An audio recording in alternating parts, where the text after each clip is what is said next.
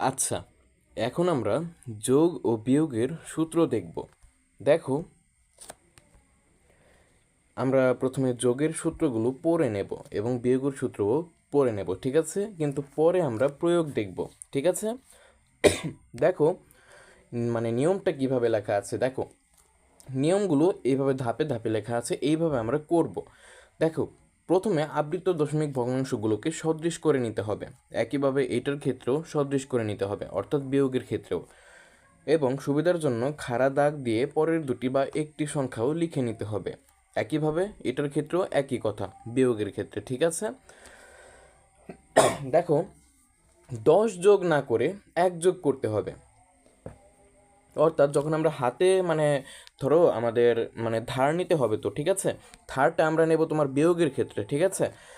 10 যোগ না করে 1 যোগ করতে হবে, এটা শুধু মনে রাখো, ঠিক আছে? এটা সূত্রের মধ্যে পড়ে, তোমাদের পাঠ্য বইয়ে কিন্তু এইভাবে লেখা নেই, ঠিক আছে? আমি এটা নিজের মতো করে লিখেছি যাতে তোমরা বুঝতে পারো এবং মনে রাখতে পারো, ঠিক আছে? বিয়োগের ক্ষেত্রে দেখো, 10 ধার নিতে হবে, যেহেতু ধার নিয়েছো তাই ফিরিয়ে দিতে হবে, কিন্তু 10 ফিরিয়ে না দিয়ে 1 ফিরিয়ে দিতে হবে, ঠিক আছে? শুধু মনে রাখো এগুলো, আমরা যখন প্রয়োগ দেখব তখন তোমরা বিস্তারিত বুঝতে পারবে, ঠিক আছে? তারপর আমরা সাধারণভাবে যোগ করতে থাকবো, ঠিক আছে? সাধারণভাবে বিয়োগ করতে থাকবো, ঠিক আছে? আশা করি বুঝতে পেরেছো সূত্রগুলো। তাহলে চলো আমরা এখন প্রয়োগ দেখা শুরু করি। দেখো, প্রথমেই কিন্তু আমাদেরকে সদৃশ করে নিতে হবে। দেখো, এইটা যোগ এইটা, এখন এইটাকে এবং এইটাকে কিন্তু সদৃশ করে নিতে হবে। দেখো, সদৃশ কিভাবে করতে হয় আমি কিন্তু আর দেখাবো না, কিন্তু 50% আমি করে রেখেছি, প্রতিটি অঙ্কের ক্ষেত্রেই, ঠিক আছে? 50% করে আমি করে দিয়েছি, অর্থাৎ এই যে বক্স, ঠিক আছে, এই যে বক্স দেখতে পাচ্ছ, বক্সের ভেতরে কিভাবে সংখ্যাগুলো আসলো, কিভাবে আমরা সর্বোচ্চ মান নিলাম, কিভাবে লসাগু নিলাম, ঠিক আছে? এগুলো এগুলো 50% আমি করে দিয়েছি, বাকিগুলো তোমরা দেখবে যে এই যে দেখো, সদৃশ করা সমান সমান দিয়ে লিখে দিয়েছি, ঠিক আছে? অর্থাৎ এটার সদৃশ করার রূপ হচ্ছে এইটা, এটার সদৃশ করার রূপ এইটা, অর্থাৎ এই যে এইটা আর এইটা হচ্ছে সদৃশ করার রূপ, ঠিক আছে? অর্থাৎ তোমরা শুধু দেখবে, খেয়াল রাখবে যে দশমিকের পরে সমান সংখ্যক তোমার আবৃত্ত অঙ্ক এবং অনাবৃত্ত অঙ্ক বসানো হয়েছে কিনা, ঠিক আছে? দেখো, এই যেগুলো তোমরা শুধু একটু কারেকশন করবে বা সঠিকতা যাচাই করবে। আমি শুধু যোগ এবং বিয়োগ করা দেখাবো, ঠিক আছে? এবং তোমার যোগের যে নিয়মটা দেখলাম আমরা, ঠিক আছে, এই নিয়মগুলোর উপর ভিত্তি করে আমরা যোগ করব, ঠিক আছে? আশা করি বুঝতে পেরেছ। দেখো, এখানে শুধু লিখেছি 10 যোগ না করে 1 যোগ করতে হবে, ঠিক আছে? আসলে আমাদের কখনো 10 আসবে, কখনো হাতে 20 আসবে, ঠিক আছে? তখন আমরা মানে কিভাবে কি করব আমি একটু পরে বলবো, ঠিক আছে? দেখো, প্রথমে কিন্তু তুমি সদৃশ করে নেবে, এইটাকে এবং এইটাকে সদৃশ করে নেবে, সদৃশ করে নিয়ে সমান চিহ্ন দিয়ে লিখে নেবে, ঠিক আছে? তারপরে এইভাবে খাড়া দাগ দেবে, ঠিক আছে? নিচে একটা এইভাবে দাগ দেবে এবং এইভাবে একটা দাগ দেবে, ঠিক আছে? এইভাবে একটা দাগ দেবে। এখন পরের দুটি ডিজিট অথবা একটি ডিজিট তুমি লিখে নিতে পারো, ঠিক আছে? দেখো, আমরা একটি লিখলাম, ঠিক আছে?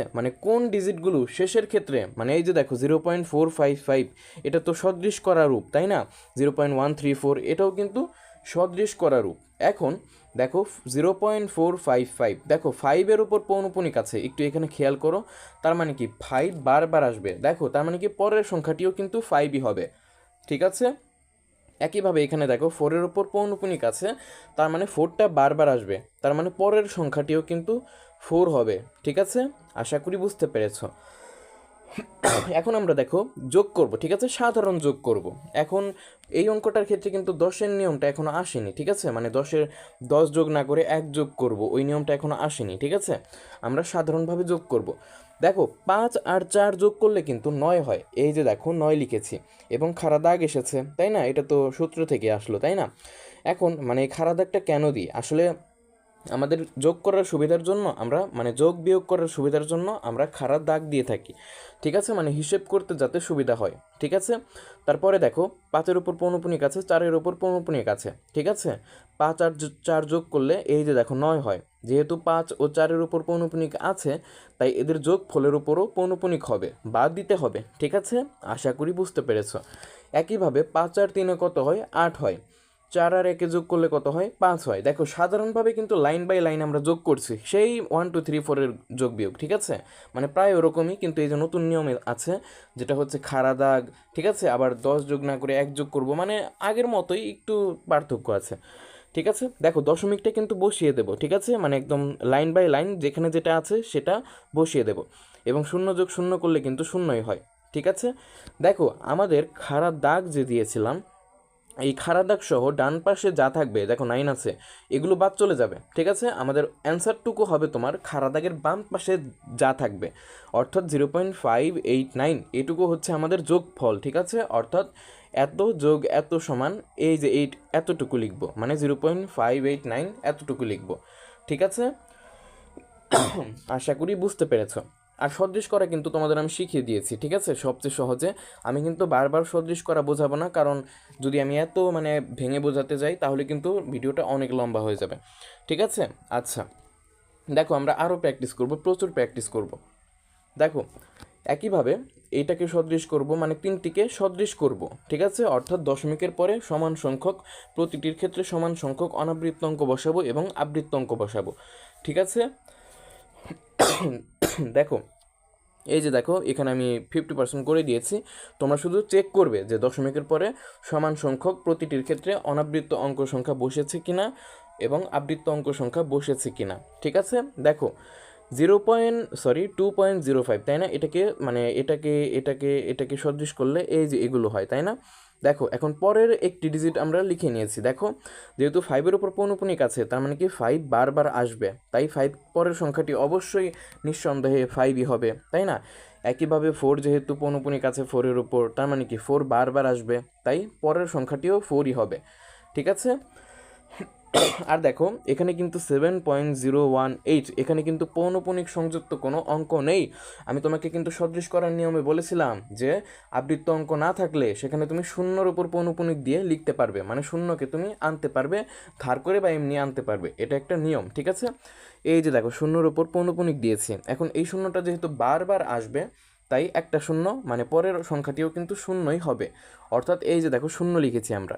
ঠিক আছে, আর খাড়া দাগ তো তোমরা বুঝেই গেছো, মানে খাড়া দাগের পরে তো আমরা একটি সংখ্যা অথবা দুটি সংখ্যা লিখব, তাই না, আমরা একটি সংখ্যা লিখেছি। দেখো এখন আমরা সাধারণভাবে যোগ করব। দেখো 5 যোগ 4 যোগ 0, এই তিনটি সংখ্যা যদি যোগ করো তাহলে কিন্তু 9 হয়। ঠিক আছে, এই যে দেখো 9 লিখেছি, খাড়া দাগের কাজ শেষ, মানে খাড়া দাগের ডান পাশের কাজ শেষ। এখন আমরা বাম পক্ষে ধীরে ধীরে সিরিয়াল বাই যোগ করব। ঠিক আছে, দেখো 5 আর 4 যোগ করলে কত হয়, তোমার 9 হয়, 9 আর 0 যোগ করলে 9 হয়। ঠিক আছে, মানে 9 আর 0 যোগ করলে 9 হয়। এই যে দেখো 9 লিখেছি, কিন্তু 9-এর উপর পৌনঃপুনিক দিয়েছি, কারণ 5 আর 4-এর উপর পৌনঃপুনিক আছে, 0-এর উপরও পৌনঃপুনিক আছে, অর্থাৎ এই তিনটির যোগ ফলের উপরও কিন্তু তোমার পৌনঃপুনিক হবে। ঠিক আছে, দেখো পরের লাইনে চলে যাই। 5 আর 4 যোগ করলে কত হয়, 9, 9 আর 8 যোগ করলে কত হয়, 17, তাই না। এই যে দেখো 17-র 7 লিখেছি আমরা, একটু মনোযোগ দাও এই জায়গায়। ঠিক আছে, 10-এর নিয়ম কিন্তু চলে আসছে।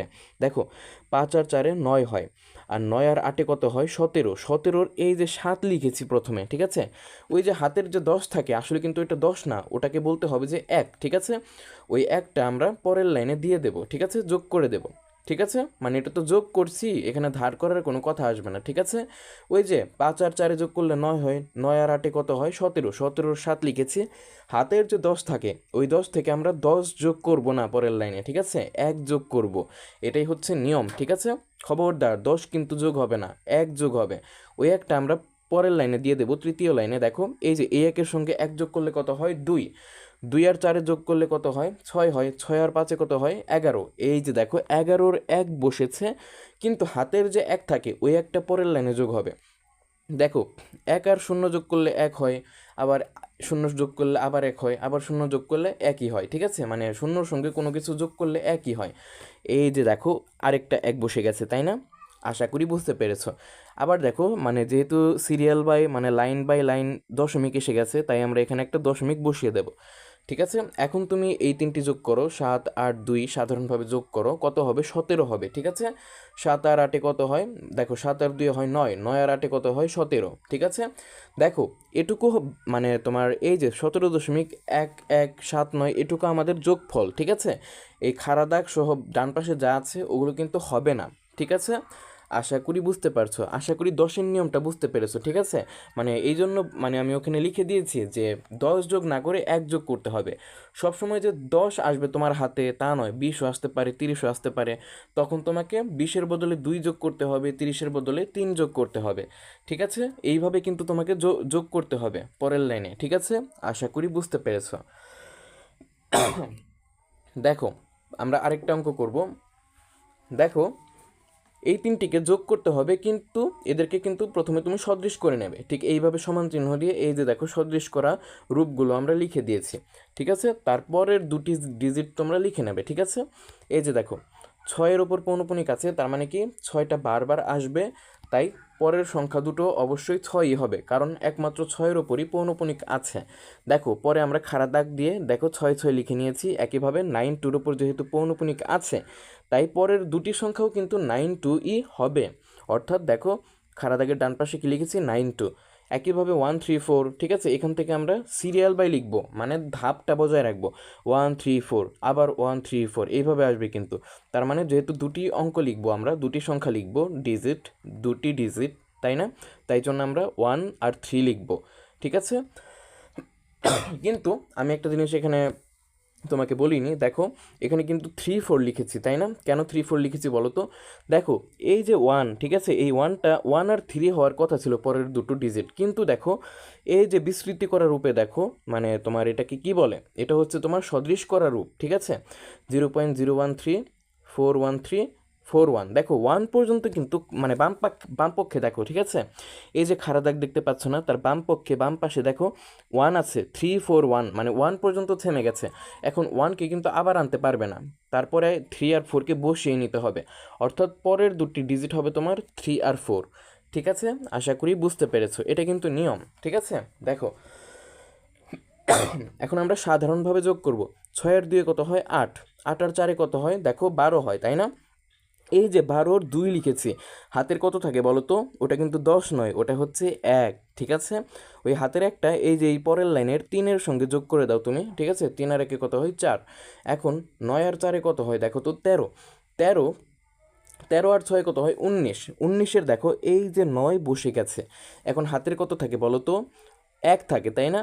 এখন পরের লাইনের এই যে 1-এর সঙ্গে ওই একটা যোগ করে দাও দেখি, 1 আর 1 যোগ করলে 2 হয়, 2 আর এই যে ওই 2-এর সঙ্গে যোগ করলে কত হয় 4 হয়, 4 আর এই 6-এর সঙ্গে যোগ করলে কত হয় 10 হয়, 10-এর কত বসিয়েছি 0 বসিয়েছি, এবং পৌনঃপুনিকটা দিতে হবে কারণ এই সিরিয়ালে পৌনঃপুনিক আছে, ঠিক আছে? মানে এদের যোগফল অবশ্যই পৌনঃপুনিক হবে, মানে যোগফলের উপরও পৌনঃপুনিক দিতে হবে। অর্থাৎ 10-এর 0 বসিয়েছি, হাতের কত থাকে দেখো তো 1 থাকে, এটা এই 4-এর সঙ্গে পরের লাইনে যোগ হবে, 4 আর 1 কত হয় 5। এখন 9 আর 5 কত হয় বলো তো? 14 হয়। 14 আর 6 কত বলো তো? 20 হয়। এই যে দেখো 20-এর আরেকটা শূন্য, মানে 20-এর শূন্য বসিয়েছি, ঠিক আছে? এখন হাতে কত থাকে বলো তো? 2 থাকে। এখন পরের লাইনে ওই 2 যোগ করে দাও, হাতে কিন্তু 20 থাকে না, মানে মানে আমাদের যোগ করার জন্য এই নিয়মটা ফলো করতে হবে। মানে হাতের 20 আছে কিন্তু ওটাকে 20 বলবো না, আমরা যোগ করব কত? 2 যোগ করব, ঠিক আছে? 20 কিন্তু যোগ করব না, খবরদার, ঠিক আছে? দেখো 3 আর 2 কত হয় 5, 5 আর 2 কত হয় 7 হয়, তাই না?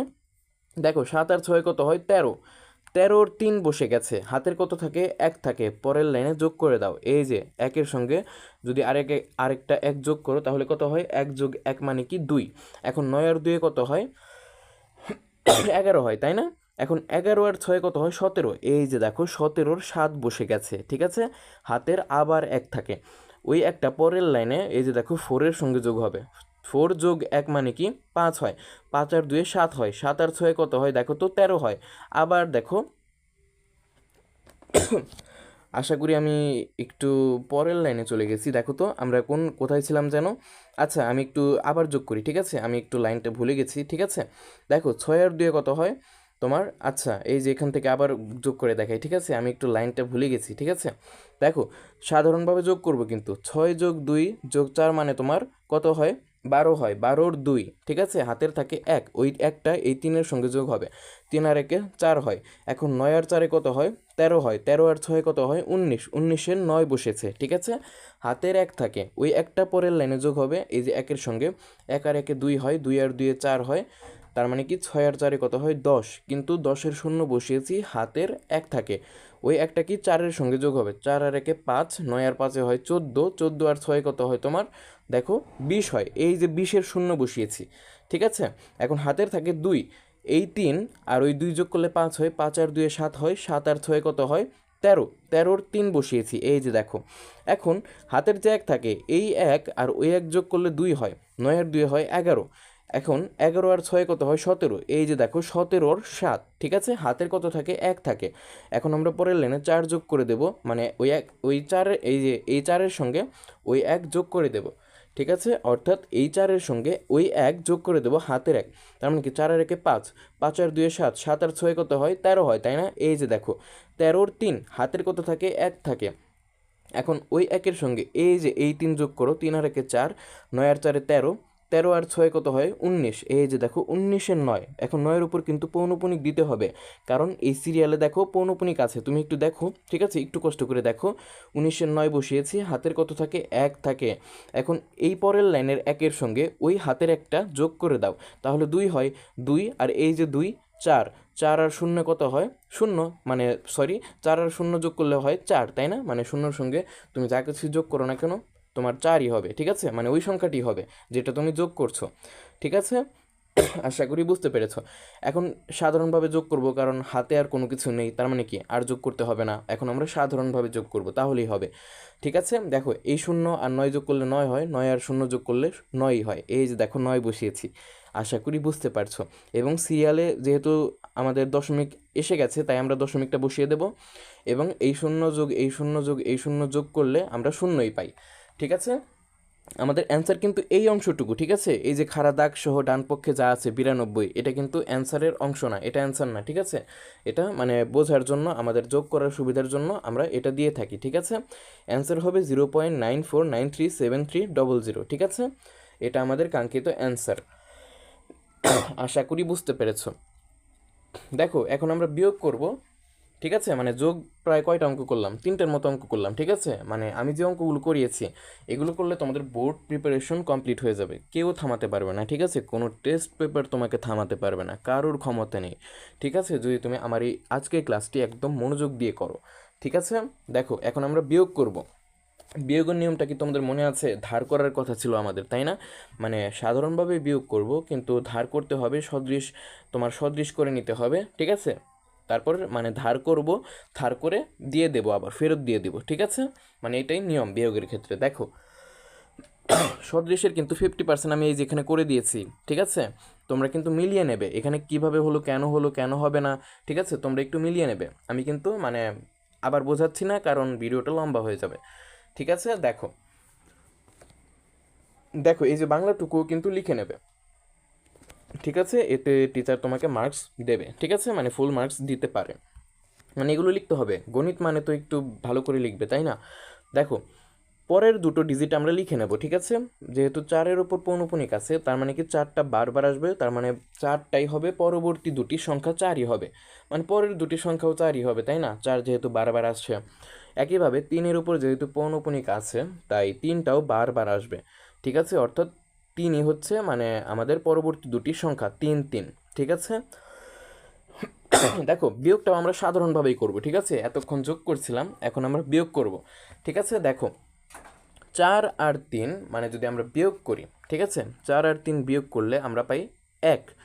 আবার পরের লাইনে চলে যাব, 4 আর 3 বিয়োগ করলে 1 হয়, খাড়া দাগ থাকবে, ঠিক আছে। আবার 4 আর 3 বিয়োগ করব, কত হয় 1, 4 আর 1 বিয়োগ করলে কত হয় 3, দশমিকটা বসে যাবে কারণ সিরিয়াল বাই দশমিক চলে এসছে, ঠিক আছে। এবং 3 থেকে 2 বিয়োগ করলে কত হয় 1 হয়, ঠিক আছে। আমাদের অ্যান্সার কতটুকু 1.31, ঠিক আছে। 1-এর উপর পৌনপুনিক হবে, কারণ মানে তাদের মানে যাদেরকে যোগ করে আমরা এই 1টা পেয়েছি তাদের উপরও কিন্তু পৌনপুনিক ছিল, তার মানে ফলাফলের উপরও মানে যোগফলের উপরও তোমার পৌনপুনিক হবে, ঠিক আছে। আশা করি বুঝতে পেরেছো। তোমরা কিন্তু প্র্যাকটিস করবে, অনেক প্র্যাকটিস করবে, ঠিক আছে। দেখো একইভাবে এখানেও সদৃশ করে নিয়েছি এবং পরের দুটি ডিজিট লিখে নিয়েছি, ঠিক আছে। দেখো 1 2, তার মানে 1 আর 2 এর ওপর পৌনপুনিক আছে, অর্থাৎ এরা দুজন রিপিট হবে, বারবার আসবে, ঠিক আছে। দেখো এখানে কিন্তু একটু লক্ষ্য করতে হবে বিস্তৃতির বেলায়, ঠিক আছে। মানে এই যে এখানে যে রূপটা তোমরা মানে পেয়েছো, মানে সদৃশ করা রূপ, এখানে একটু লক্ষ্য রাখতে হবে, মানে এটার উপর নির্ভর করে পরের দুটি সংখ্যা তোমাকে লিখতে হবে, ঠিক আছে। দেখো 1 2 1 1 পর্যন্ত লিখেছি, তাই না। তার মানে কি পরের সংখ্যাটা 1 আবার আনা যাবে না আগেই, কারণ টুটা কিন্তু এখনও লেখুনি, তার মানে টুকে প্রথমে আবার লেখো, তারপরে আবার 1 লিখতে হবে, ঠিক আছে। দেখো আমরা কিন্তু 2 1 লিখে ফেলেছি পরের দুটি সংখ্যা, ঠিক আছে। আশা করি বুঝতে পেরেছ। দেখো 4 5, মানে 5-এর উপর পৌনঃপুনিক আছে, অর্থাৎ শুধুমাত্র 5ই বারবার আসবে। তাই আমরা 5কে 2বার লিখেছি, মানে কারণ একজনের উপরই পৌনঃপুনিক আছে, তাই ওই 5ই বারবার আসবে, ঠিক আছে। দেখো এখন আমরা বিয়োগ করব। দেখো এখানে 1 মানে 1 থেকে 5 কিন্তু হিসেবে বিয়োগ করা যায় না। মানে তুমি বলবে যে ক্যালকুলেটর করলে তো আসে ভাইয়া, 1 থেকে 5 বিয়োগ করলে তো -4 আসে। হ্যাঁ আসে, কিন্তু আমাদের যে অধ্যায়টি আমরা করছি বাস্তব সংখ্যা, ঠিক আছে, এই অধ্যায়ে এইভাবে যে বিয়োগ করা আছে, যে নিয়মগুলো আমরা শিখেছি, এখানে আমরা ওইভাবে বিয়োগ করতে পারবো না, -4টা মানে বসাতে পারবো না, পারবো কিন্তু মানে বসাবো না আমরা, ঠিক আছে। ওইভাবে আমরা কিন্তু এই অধ্যায়ের অঙ্কগুলো করি না, ঠিক আছে। মানে সবচেয়ে সহজে এইভাবেই করি আমরা, ঠিক আছে, ধার নিয়ে করব আমরা, ঠিক আছে। দেখো 1 থেকে 5 বিয়োগ করা যায় না এই অধ্যায়ের ক্ষেত্রে, তুমি মনে রাখো যে 1 থেকে 5 বিয়োগ করা যায় না, ঠিক আছে। ছোট সংখ্যা থেকে বড় সংখ্যা বিয়োগ করা যায় না, ঠিক আছে, এটা তুমি মনে রাখো, এটাই নিয়ম, ঠিক আছে। দেখো 1 থেকে যেহেতু 5 বিয়োগ করা যায় না, তাই আমরা পরের লাইন থেকে আমরা ধার করে আনবো। দেখো 10 ধার করে আনবো, ঠিক আছে। ধরো 5-এর ভেতর থেকে আমরা 10 ধার করে আনলাম, এই 10কে আমরা ওই যে ওপরের 1-এর সঙ্গে যোগ করব। দেখো 10 যোগ 1 কত হয়? 11। এখন 11 থেকে 5 বিয়োগ করলে কত হয়? 6 হয়। এই যে দেখো 6 বসিয়েছি। এখন পরের লাইন থেকে যেহেতু ধার নিয়েছিলাম, কত ধার নিয়েছিলাম? 10 ধার নিয়েছিলাম, কিন্তু এখন আমরা তো 10 ফেরত দিতে পারবো না, মানে দেওয়া যাবে না, এক কথায় 10-এর বদলে 1 ফেরত দিতে হবে, ঠিক আছে। 1 ফেরত দিতে হবে, অর্থাৎ 5 যোগ 1 মানে 5-এর মধ্যে 1 আরও ঢুকিয়ে দাও, তাহলে 5 আর 1 যোগ করলে কত হবে? 6 হবে। এখন দেখো 2 থেকে কি 6 বিয়োগ করা যাবে? বলো, যাবে না কিন্তু। এখন ঠিক এই ক্ষেত্রে আবার আমরা ধার করব, ঠিক আছে, পরের লাইন থেকে। এই যে দেখো এই 5 থেকে আমরা 10 ধার নেব, এই 10 আর ওই যে ওই 2, ঠিক আছে, ওই 2-এর সঙ্গে যোগ করলে কত হয়? 10 যোগ 2 মানে কি? 12। এখন 12 থেকে 6 বিয়োগ করব কিন্তু আমরা, কারণ ওই যে প্রথমে আবার ধার নিয়েছিলাম, ওই ধার করা জিনিস তো 5-এর ভেতরে ঢুকিয়ে দিতে হবে, তাই না? ওই ঢোকানো অবস্থায় আবার ধার নিয়ে আবার এই 6কে বিয়োগ করতে হবে। আশা করি বুঝতে পারছো। অর্থাৎ ধার করা জিনিস কিন্তু ঢুকিয়ে দিতে হবে, ঢোকানোর পরে যদি আবার ধার নেওয়ার প্রয়োজন পড়ে, তাহলে ধার নিয়ে আবার এই যে উপরে যে থাকবে তার সঙ্গে যোগ করে আবার বিয়োগ করতে হবে, ঠিক আছে। দেখো 5 আর 1 যোগ করে কিন্তু এখানে 6 আছে মনে মনে, ঠিক আছে। তার মানে 2 থেকে 6 কিন্তু বিয়োগ করা যায় না, তাই আমরা এই 5 থেকে আবার 10 ধার নেব, ফলে 10 যোগ 2 কত হয়? 12। 12 থেকে 6 বিয়োগ করলে কত হয়? দেখো 6 হয় কিন্তু, ঠিক আছে। এখানে 6 মানে আমরা বসিয়েছি। এখন আমরা পরের লাইনে চলে যাব, ঠিক আছে, বাম পাশে চলে যাব, তোমার খাড়া দাগের বাম পাশে চলে যাব, ঠিক আছে। দেখো দেখো আমরা যেহেতু এইখান থেকে 5 মানে 10 ধার নিয়েছিলাম, তার মানে কি 1 ফিরিয়ে দিতে হবে। 5 আর ওই হাতের 1 ওইটা এখানে যোগ করে দাও, তাহলে কত হয়? 6 হয়। কিন্তু 1 থেকে তো 6 বিয়োগ করা যায় না, তাই আমরা আবার ধার নেব পরের লাইন থেকে। দেখো এই 5 থেকে আবার 10 ধার নিলাম, এই 10 আর 1, এই 1 যোগ করলে কত হয়? 11 হয়। 11 থেকে এই 6 বিয়োগ করলে কত হয়? 5 হয়। এই যে দেখো 5 বসিয়েছি আমরা, পৌনঃপুনিক দিয়েছি, এবং আবার দেখো যেহেতু 10 ধার নিয়েছিলাম, তাই আমরা 1 ফিরিয়ে দেব ওই 5-এর কাছে। দেখো 5 যোগ 1 কত হয়? 6 হয়। এখন 2 থেকে আবার 6 বিয়োগ করা যায় না, তাই আমরা আবার পরের লাইন থেকে ধার নেব, ঠিক আছে। এই যে দেখো 4-এর কাছ থেকে আমরা 10 ধার নেব, অর্থাৎ 10 যোগ 2 কত হয়? 12। 12 থেকে 6 বিয়োগ করলে কত হয়? দেখো 6ই হয় কিন্তু, ঠিক আছে। পৌনঃপুনিক কিন্তু দিতে হবে, কারণ পৌনঃপুনিক আছে। এই যে দেখো 2-এর উপর পৌনঃপুনিক আছে, আবার 5-এর উপরও পৌনঃপুনিক আছে, তার মানে কি এদের যোগফলের উপরও পৌনঃপুনিক হবে, ঠিক আছে। আশা করি বুঝতে পেরেছো। যেহেতু ধার নিয়েছিলাম, তাই 4-কে 1 দিয়ে দিতে হবে, অর্থাৎ 4 যোগ 1 কত হয়? 5। এখন 1 থেকে তো 5 বিয়োগ করা যায় না, ঠিক আছে, পারবো না। তাই আমরা আবার এই পরের লাইন থেকে এই যে 3-এর কাছ থেকে 10 ধার নেব।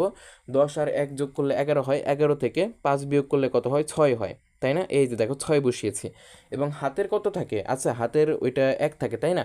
এই যে দশমিকটা তোমরা বসিয়ে দেবে, ঠিক আছে, এটা কিন্তু নিয়ম।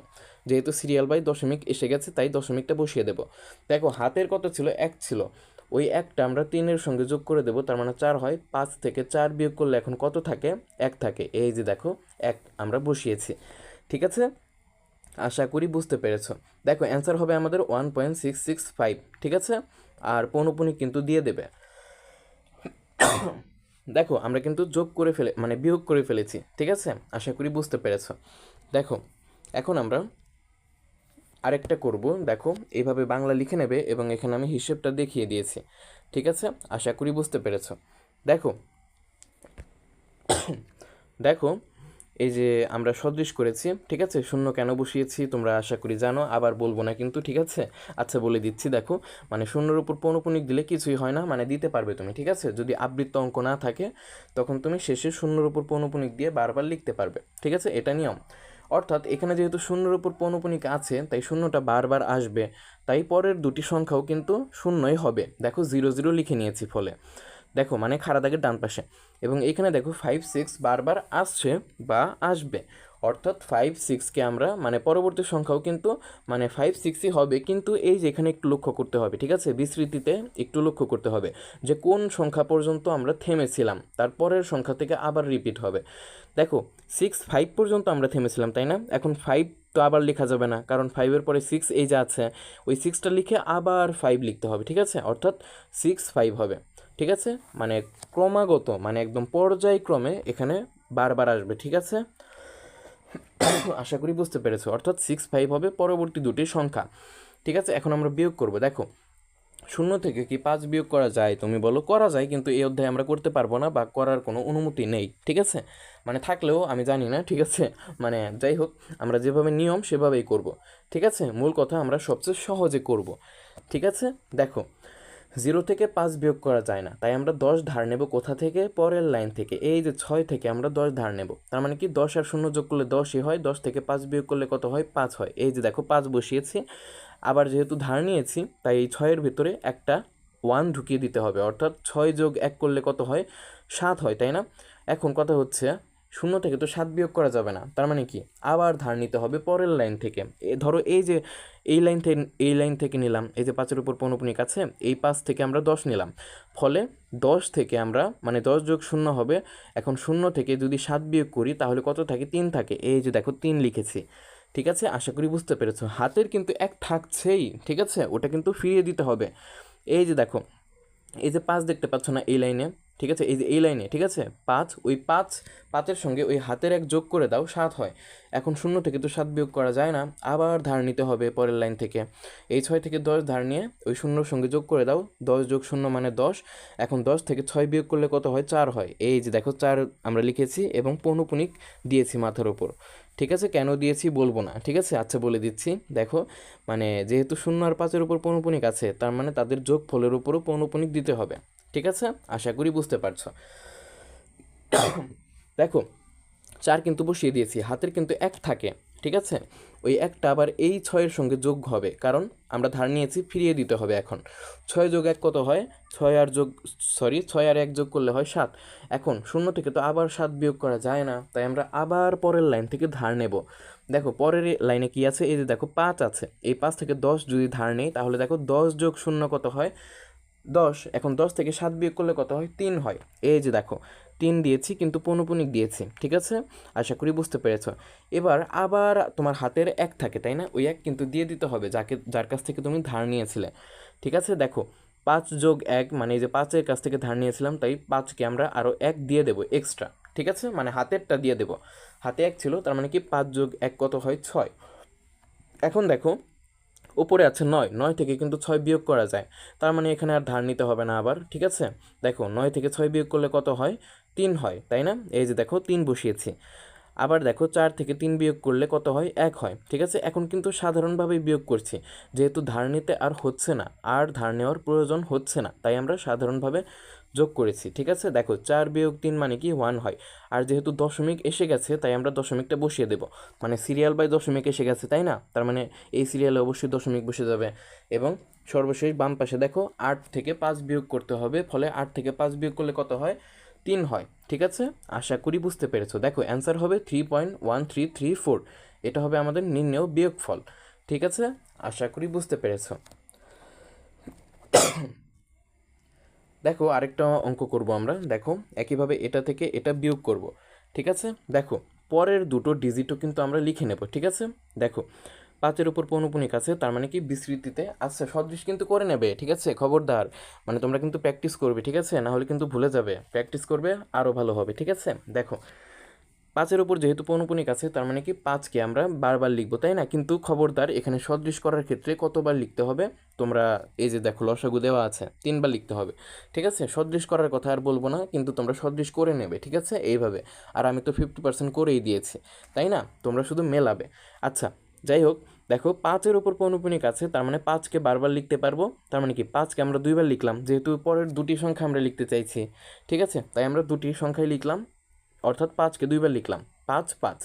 এবং এখানে দেখো 3 4 9 বারবার আসছে, তাই আমরা পরের দুটো সংখ্যা লিখবো, কিন্তু বিস্তৃতির দিকে একটু তাকাতে হবে যে কোন অঙ্ক পর্যন্ত থেমে গেছি আমরা, সেটা কিন্তু আগে লেখা যাবে না, তারপরেরগুলো লিখে তারপরে আবার রিপিট আসতে হবে। অর্থাৎ এখানে দেখো 3 পর্যন্ত থেমে গেছে, অর্থাৎ 3-র পরে কিন্তু 4 এবং 9ও আছে, তার মানে কি 3কে আগে লেখা যাবে না, 4 9কে লিখে তারপর 3-তে আসতে হবে, ঠিক আছে? অর্থাৎ 4 এবং 9 হবে পরবর্তী দুটি সংখ্যা, ঠিক আছে? আশা করি বুঝতে পেরেছো। এখন আমরা বিয়োগ করব, ঠিক আছে?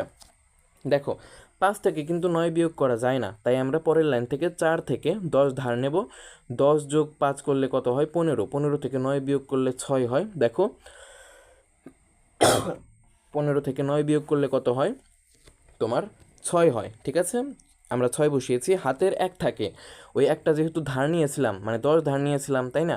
ওই 10-এর বদলে 1 ফিরিয়ে দেবো। দেখো এই যে 4-এর সঙ্গে 1 যোগ করলে 5 হয়, 5 থেকে 5 বিয়োগ করলে কত হয়? 0। এই যে দেখো 0 বসিয়েছি।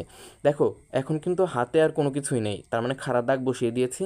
এখন আমরা স্বাভাবিকভাবে বিয়োগ করব, কিন্তু যদি আবার ধার নেওয়ার দরকার পড়ে তাহলে আবার ধার নেব, ঠিক আছে? আশা করি বুঝতে পারছো। দেখো 5 থেকে 3 বিয়োগ করলে কত হয়? 2 হয়। এই যে দেখো 2 বসিয়েছি এবং মাথায় পৌনঃপুনিক দিয়েছে। 5 থেকে কিন্তু 9 বিয়োগ করা যায় না, তাই আমরা পরের লাইন থেকে ধার নেব। এই যে দেখো 4, ঠিক আছে? আশা করি তোমরা দেখতে পাচ্ছ। এই যে দেখো এটা কিন্তু 4, ঠিক আছে? আশা করি বুঝতে পারছো। দেখো এই 4-এর কাছ থেকে 10 নিলে দেখো 10 যোগ 5 মানে 15। 15 থেকে 9 বিয়োগ করলে কত হয়? 6 হয়। এই যে দেখো 6 বসিয়েছি, ঠিক আছে? হাতের 1 থাকে, ওই 1 কিন্তু ফিরিয়ে দিতে হবে। 4 যোগ 1 করবো আমরা, ঠিক আছে? মানে ওই যে হাতের একটা 4কে ফিরিয়ে দিতে হবে, তার মানে কি 4কে আরও 1 খাওয়াতে হবে, অর্থাৎ 4 যোগ 1 মানে 5। এখন উপরে আছে 5, 5 থেকে 5 বিয়োগ করলে কত হয়? 0। এই যে দেখো 0 দিয়েছি এবং মাথায় কিন্তু পৌনঃপুনিক দিয়েছি, যেহেতু এদের মাথায়ও পৌনঃপুনিক আছে, ঠিক আছে? দেখো 4 থেকে 3 বিয়োগ করলে 1 হয়, 3 থেকে 2 বিয়োগ করলে 1 হয়। সাধারণ বিয়োগ করছি কারণ আর ধার নেওয়ার দরকার পড়ছে না, ঠিক আছে? দেখো এখন দশমিকটা সিরিয়ালে চলে এসছে, তাই আমরা দশমিকটা বসিয়ে দিয়েছি, ঠিক আছে? দেখো এখন কথা হচ্ছে 19, আচ্ছা সরি, 9 থেকে 3 বিয়োগ করলে কত হয়? 6 হয়, ঠিক আছে? এবং 1 থেকে 1 বিয়োগ করলে তো 0 হয়, তাই না? আচ্ছা 0, 6 আর 6 তো একই কথা, 0টা না লিখলেও চলবে, ঠিক আছে? আশা করি বুঝতে পেরেছ। দেখো আমাদের অ্যান্সার হবে 6.11062, এটা হবে আমাদের অ্যান্সার, ঠিক আছে? এবং খাড়া দাগ সহ ডান পাশে যা আছে মানে 06 আছে, এগুলো কিন্তু লেখা যাবে না, ঠিক আছে? লেখার দরকার নেই। আশা করি বুঝতে পেরেছ। দেখো অনেকগুলো করলাম, তাই না? তোমরা কিন্তু সদৃশ করার ব্যাপারটি মনে রাখবে, সদৃশ কিন্তু করে নিতে হবে এদেরকে, তারপরে তুমি যোগ বিয়োগ করতে পারবে, ঠিক আছে? আশা করি বুঝতে পেরেছো। দেখো এখন আমরা গুণ ভাগ শিখবো, ঠিক আছে? গুণ এবং ভাগ করা শিখবো, এবং গুণ ভাগ করা একদম সবচেয়ে সহজ, ঠিক আছে? যোগ বিয়োগের চেয়ে সহজ, এখানে কোনো ধার নেওয়ার দরকার পড়বে না, ঠিক আছে? মানে 10-এর বদলে 1 যোগ করার দরকার পড়বে না, ঠিক আছে? দেখো নিয়মটা আমরা একটু দেখে নেব। দেখো খুব সহজ নিয়ম, মানে দুটো করে আছে।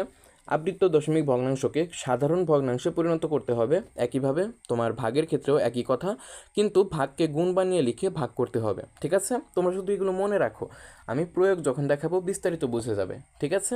দেখো তারপর সাধারণভাবে ভাগ করবে, আবার সাধারণভাবে এখানে গুণ করবে লেখা হবে, ঠিক আছে?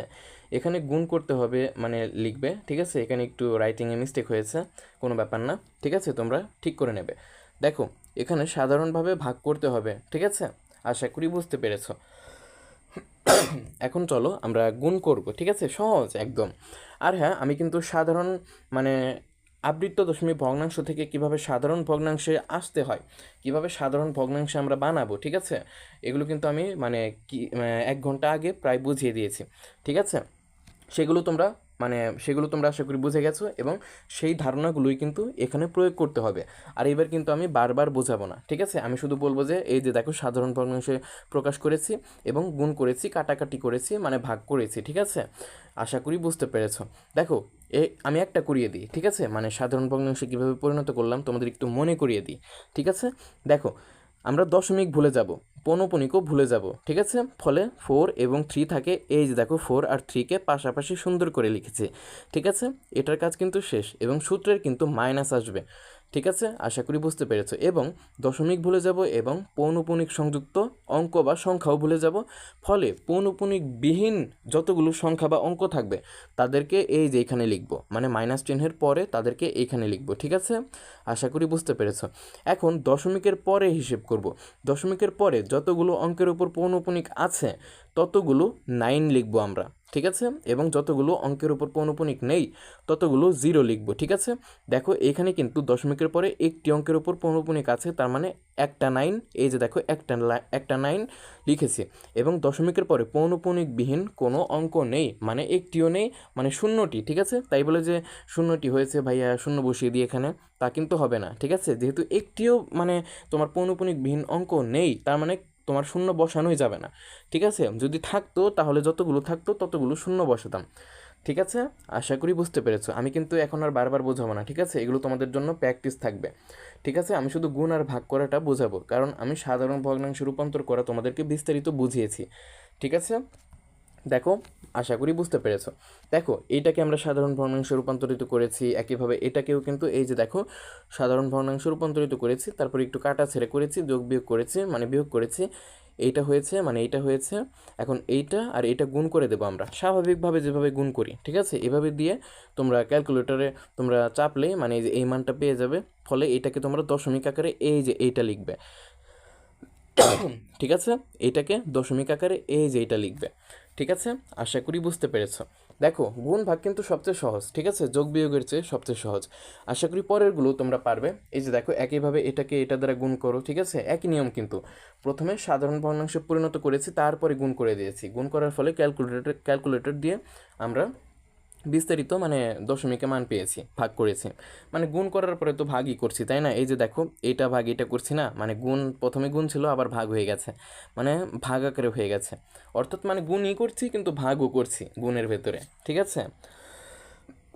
আশা করি বুঝতে পেরেছো। একইভাবে এই যে এগুলো তোমরা প্র্যাকটিস করবে, ঠিক আছে। এই যে দেখো অনেকগুলো কিন্তু দেওয়া আছে এই স্লাইডে। আমার এই আজকের ক্লাসে যতগুলো ম্যাথমেটিক্স বা অঙ্ক করিয়েছি তোমাদেরকে, এগুলো পারলে তোমাদের বোর্ড এক্সামে কেউ থামাতে পারবে না একদম।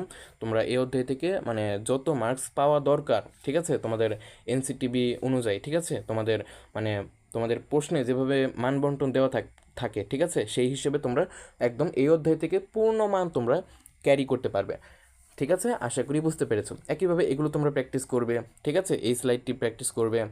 আবার এই যে এখানে দেওয়া আছে, ঠিক আছে, এখানে সরাসরি দেওয়া আছে, কিন্তু তোমরা মানে ওই বিস্তারিত সূত্রটা প্রয়োগ করে ভেঙে ভেঙে দেখিয়ে দেবে, ঠিক আছে।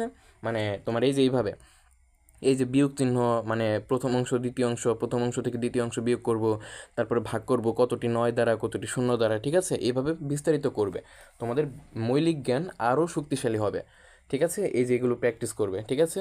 এই যে দেখো এই যে এগুলো কিন্তু প্র্যাকটিস করবে। আরেকটা কথা মানে দেখো এখানে এই যে কাটাকাটি করার ক্ষেত্রে আমি এখানে মানে কত দিয়ে কত কাটা যায় এভাবে ওই যে দেখো কোনায় 2 লিখেছি, আবার 1 লিখেছি, আবার ওই যে 1 লিখেছি, ওই যে 1 লিখেছি, ওই একগুলো মানে এগুলো তোমরা মুছে ফেলবে, ঠিক আছে। এগুলো তোমরা হিসেব করবে না। আসল কাহিনী কিন্তু এই যে 22 আর 9 মানে লব আর হরে, মানে ওগুলো কেন লিখেছি মানে তোমাদেরকে আমি বোঝাতে চেয়েছিলাম যে কীভাবে কাটাকাটি করতে হয়। আর তোমরা তো এখনও ম্যাচিউর, তাই না, মানে তোমাদের এত কাটাকাটি তো দেখাতে হবে না, তাই না। তোমরা তো এগুলো পারো, 1 2 3 4 এগুলো শিখে এসছো, তাই না। তাই আমি ভেবেছি যে এগুলো তোমরা ভুলে যাবে, ঠিক আছে। মানে কাটাকাটি তোমরা ক্যালকুলেটর দিয়েই করে ফেলতে পারবে, ঠিক আছে। এত হাতে করার দরকার নেই, ঠিক আছে। আশা করি বুঝতে পারছো। মানে ওই কোনায় যে 2 লিখেছি, আবার এই যে এই কোনায় নিচে 1 লিখেছি, এগুলো মুছে দেবে তোমরা, ঠিক আছে। মানে এগুলো আমি কাটাকাটি কীভাবে করতে হয় সেগুলো মানে বোঝানোর জন্য লিখেছি, ঠিক আছে। এগুলো তোমরা মানে মুছে দেবে, ঠিক আছে। এই যে মুছে দেবে, এইভাবে মুছে দেবে, এই যে দেখো মুছে দেবে। ফলে 9/11 এবং 22/9 থাকবে গুণ আকারে। ফলে গুণ করে দেবে ক্যালকুলেটর দিয়ে, কাজ শেষ, ঠিক আছে। অ্যান্সার হবে 2, ঠিক আছে। আশা করি বুঝতে পেরেছ। একইভাবে এই যেগুলো করবে, ঠিক আছে, এই যেগুলো এগুলো তোমাদের হোমওয়ার্ক দিয়ে রাখলাম। মানে আমি তোমাকে প্রধান জিনিসই বুঝিয়ে ফেলেছি, মানে প্রথম 2-3 ঘন্টায় তোমাকে পুরো অধ্যায় শেষ করে দিয়েছি। এখন তুমি শুধু প্র্যাকটিস করবে, ঠিক আছে। এখন যদি আমি নিজে ভেঙে ভেঙে করে দিই তাহলে তুমি আর প্র্যাকটিস করবে না, শুধু ক্লাসই দেখে যাবে, ঠিক আছে। এটা কিন্তু তোমাদের জন্য অলসতা হয়ে যাবে, ঠিক আছে। আর আমি চাই না তোমরা অলস হও, ঠিক আছে। আমি চাই না তোমরা অলস হও। দেখো এভাবে তোমরা গুণ করবে, ঠিক আছে। দেখো এই যে ভাগ করার নিয়মও কিন্তু একই, ঠিক আছে, মানে মানে কি বলে সাধারণ ভগ্নাংশে পরিণত করবে। তারপর এই যে ভাগ চিহ্নটা দেখতে পাচ্ছ না, ভাগ চিহ্নটা গুণ করে দেবে, মানে গুণ লিখবে, ভাগ চিহ্নকে উল্টিয়ে গুণ লিখে দেবে। যেহেতু এখানে ভাগের বদলে বদলে গুণ চিহ্ন লিখেছো, তাই পরে যেটা থাকবে দেখো, ভাগের পরে এখানে পরে কোনটা আছে, 5/18, অর্থাৎ লবটা হরে যাবে এবং হরটা লবে আসবে। দেখো যখন আমরা মানে ভাগ চিহ্নটাকে গুণ আকারে লিখিনি তখন কিন্তু 5/18 ছিল, তাই না? যখনই আমরা গুণ লিখেছি তখন কিন্তু 18/5 হয়ে গেছে, অর্থাৎ লবটা হরে চলে গেছে এবং হরটা লবে চলে গেছে, তাই না? ঠিক এইভাবে যখন তুমি ভাগকে গুণ আকারে লিখবে তখন লব হরে যাবে এবং হরটা লবে আসবে। ঠিক আছে, তারপর তোমরা মানে ক্যালকুলেটর দিয়ে মানে কাজ চালিয়ে নিতে পারবে। ঠিক আছে, অর্থাৎ মানে নিজেরা ক্যালকুলেটর দিয়ে হিসেব করে ফেলতে পারবে। ঠিক এইভাবে কিন্তু তোমরা প্র্যাকটিস করে ফেলবে। আমি কিন্তু আর এখানে আর বোঝাচ্ছি না, ঠিক আছে? আমি শুধু দেখিয়ে দিচ্ছি কীভাবে কী করতে হবে। তোমরা কিন্তু এগুলো প্র্যাকটিস করবে। দেখো এগুলো তোমরা প্র্যাকটিস করবে, ঠিক আছে? এগুলো করবে, এগুলো করবে, ঠিক আছে? এই যেগুলো ভাগ করবে, আরও অনেক মানে এখানে প্র্যাকটিস দিয়ে রেখেছি আমি, এই যে দেখো, ঠিক আছে? অনেকগুলো দিয়ে রেখেছি। আর ওই যে দেখো কোনায় 5 লিখেছি, ওইটা কিন্তু মুছে ফেলবে, মানে ওটা কাটাকাটির জন্য লিখেছিলাম, ঠিক আছে? এরকম কিছু দেখলেই ওটা মুছে ফেলবে, মানে ওটাকে গণ্য করবে না, ঠিক আছে? আশা করি বুঝতে পেরেছো। এই যে দেখো, ঠিক আছে? দেখো এগুলোও তোমরা প্র্যাকটিস করবে, ঠিক আছে? এই যে অনেকগুলো প্র্যাকটিস দিয়ে রেখেছি, এগুলো কিন্তু প্র্যাকটিস করবে, সমাধান বিস্তারিত দেওয়া আছে, ঠিক আছে? দেখো আমরা কিন্তু গুণ ভাগ শিখে ফেললাম, তার মানে এক নজরে আমরা যোগ বিয়োগ গুণ ভাগ মানে শিখে ফেলেছি, ঠিক আছে? দেখো এখন আমরা মানে শেষ টপিক বলতে পারো তোমাদের পাঠ্য বইয়ের, ঠিক আছে? এবং যখন যদিও মানে আমি যে ক্লাসটি নিচ্ছি বাস্তব সংখ্যার ওপর, ঠিক আছে, এই ক্লাসটা তোমার 1000 বছর পর্যন্ত মানে টিকবে, ঠিক আছে? মানে সারা জীবন টিকবে, মানে সকল মানে তোমরা যখন নবম দশম শ্রেণীতে উঠবে ভবিষ্যতে 10 বছর পর 20 বছর পর, যদি অধ্যায়গুলো মানে যদি বইগুলো চেঞ্জ হয়ে যায়, পরিবর্তন হয়ে যায়, তবুও আমার বইটি সকল বইকে মানে টেক্কা দেবে, ঠিক আছে? মানে এই ক্লাসটি সকল বইকে পেছনে ফেলে দেবে, অর্থাৎ সকল জ্ঞান আমি এই একটা মাত্র লেকচারে বা একটা ভিডিওতে দিয়ে রেখেছি, ঠিক আছে? মানে নতুন কিছু যদি এই অধ্যায়ে যদি যোগ হয়, মানে যুক্ত হয়, তোমার সরকার যদি যোগ করে, আমি তখন সেই বিষয়ে ভিডিও বানিয়ে এটা নিচের ক্লাস হিসেবে দিয়ে দেবো, ঠিক আছে? মানে এই ক্লাসটি সবার জন্য প্রযোজ্য। এসএসসি 26, 27, 28, 29, 30, 31, 32 যত এসএসসি ব্যাচ আছো, মানে নবম দশম শ্রেণী বা গণিত বইয়ের জন্য এই ক্লাসটি সবচেয়ে গুরুত্বপূর্ণ এবং এই ক্লাসটি একদম সব সময় হিরো থাকবে, ঠিক আছে? আশা করি বুঝতে পেরেছো। তোমরা ভয় পাবে না, মানে বই চেঞ্জ হয়ে গেলে তোমরা ভাববে যে এই ক্লাসটি হয়তো কাজে লাগবে না। আসলে আমি এমনভাবে এই ক্লাসটি বানিয়েছি যাতে পুরো 10 বছর আগামী সারা জীবন এই ক্লাসটি কাজে লাগবে, ঠিক আছে? কোনো ভুল নেই এখানে, ঠিক আছে? মানে একটু 0.001 ভুল থাকতে পারে, মানে ওটা তোমাদের চোখ কান খোলা রাখতে হবে, ঠিক আছে? আশা করি বুঝতে পেরেছো, কারণ আমিও মানুষ, মানুষ মাত্রই ভুল, ঠিক আছে? কিন্তু আমি তোমাদেরকে সবচেয়ে সঠিক তথ্য এবং সবচেয়ে সঠিক জ্ঞানই দিতে চাচ্ছি, ঠিক আছে? এবং এই ক্লাসেও কিন্তু সেটাই দেওয়া হয়েছে, সঠিক জ্ঞান, ঠিক আছে? আশা করি বুঝতে পেরেছো। আরেকটা কথা, মানে এই যে এক ক্লাসেই সব শেষ করে দিচ্ছি প্রতিটি অধ্যায়, ঠিক আছে? এই ক্লাসগুলো কিন্তু ফ্রি কোর্সের, ঠিক আছে? মানে আমাদের এই সালমান ক্লাসরুম থেকে, মানে আমাদের এই এডটেক কোম্পানি থেকে, ঠিক আছে? তোমাদের জন্য দুটি কোর্স দেওয়া হয় মূলত। একটা হচ্ছে ফ্রি, যেটা তোমরা ইউটিউবে দেখতে পাচ্ছ, এটা হচ্ছে ফ্রি কোর্স, ঠিক আছে? আর আরেকটা আছে সেটা হচ্ছে পেইড ব্যাচ, ঠিক আছে? যেটা তোমাদেরকে টাকা দিয়ে কিনতে হবে। ওটা তোমরা ভবিষ্যতে যখন স্টুডেন্ট হয়ে যাবে, আমাদের এসের স্টুডেন্ট হয়ে যাবে, তখন তোমরা ওটা কিনবে। ওটা হচ্ছে তোমার এক্সেপশনাল কোর্স, ঠিক আছে? অর্থাৎ এক্সেপশনাল কোর্স, ঠিক আছে? ব্যতিক্রমী কোর্স, ঠিক আছে? আশা করি বুঝতে পারছো। আচ্ছা, এখন আমরা নির্দিষ্ট মানে আজকের শেষ টপিক, ঠিক আছে? নির্দিষ্ট দশমিক স্থান পর্যন্ত মান এবং নির্দিষ্ট দশমিক পর্যন্ত আসন্ন মান নির্ণয়, ঠিক আছে? মানে নির্দিষ্ট দশমিক স্থান পর্যন্ত আসন্ন মান নির্ণয়, ঠিক আছে? এই দুটো কথার মধ্যে কিন্তু অনেক পার্থক্য আছে, ঠিক আছে? আমি তোমাকে দেখাই, মানে এই দুটি কথার মানে অর্থ আমি শেষে বলবো, ঠিক আছে? আশা করি বুঝতে পারছো। দেখো আমরা এখানে কি করব, মানে কি বলেছে, বর্গমূল নির্ণয় করো 3 দশমিক স্থান পর্যন্ত এবং 2 দশমিক স্থান পর্যন্ত বর্গমূলগুলোর আসন্ন মান লেখো। দেখো এখানে প্রশ্নে দেওয়া আছে 12, 12 এর বর্গমূল সমান কত হয়, √12, তাই না? দেখো মানে এই রুট মানে 12কে রুট করলে কত হয় সেটা আমরা বের করব, ঠিক আছে? আমাদের কিন্তু ক্যালকুলেটর ইউজ করা যাবে না, মানে ঠিক এই যে এইভাবে করতে হবে, এই যে এইভাবে করে আমাদেরকে বর্গমূল বের করতে হবে, ঠিক আছে? সমাধানটা সামনে দেওয়া আছে, ঠিক আছে? আমি বুঝিয়ে দেবো কেন এইভাবে হলো, কেন ওইভাবে হলো না। মূলত আমি তোমাদেরকে কিন্তু WBD প্রসিডিউরের মাধ্যমে পড়িয়ে থাকি, ঠিক আছে, যেটা সবচেয়ে কার্যকর। আশা করি বুঝতে পারছো। দেখো বুঝতে অসুবিধা হলে তুমি আমাকে কমেন্টে জানাতে পারো, ঠিক আছে? মানে আমি তোমাকে সবচেয়ে সহজেই বুঝিয়ে দেওয়ার চেষ্টা করছি, ঠিক আছে? দেখো বর্গমূলটা কীভাবে নির্ণয় করে আমি তোমাকে একটু শেখাই। প্রথমে তুমি একটা কাজ করবে, ঠিক আছে? দেখো এই যে 12কে তো আমাদের বর্গমূল করতে হবে, তাই না? মানে রুট করতে হবে, ঠিক আছে? আমরা একটা কাজ করব, 12-র পরে দশমিক দিয়ে কিছু শূন্য লিখে নেব, ঠিক আছে, জোড়া আকারে, ঠিক আছে? মানে শূন্যই যে লিখবো তা নয়, ঠিক আছে, অন্য কিছু থাকতে পারে, আমরা একটু ধীরে ধীরে জানবো, ঠিক আছে? এটার ক্ষেত্রে আমরা শূন্য বসাবো, ঠিক আছে? দেখো 12 যেহেতু একটা পূর্ণ সংখ্যা, ঠিক আছে, এখন পূর্ণ সংখ্যার পরে দশমিক দিয়ে যদি শূন্য লিখতে থাকো তাহলে কিন্তু মানের তেমন একটা এরফের হবে না, মানে 12 12ই থাকবে, একই কথা কিন্তু, ঠিক আছে? তোমরা জানো দশমিকের পরে শূন্য দিলে তেমন একটা মানে কিছু একটা যায় আসে না, ঠিক আছে?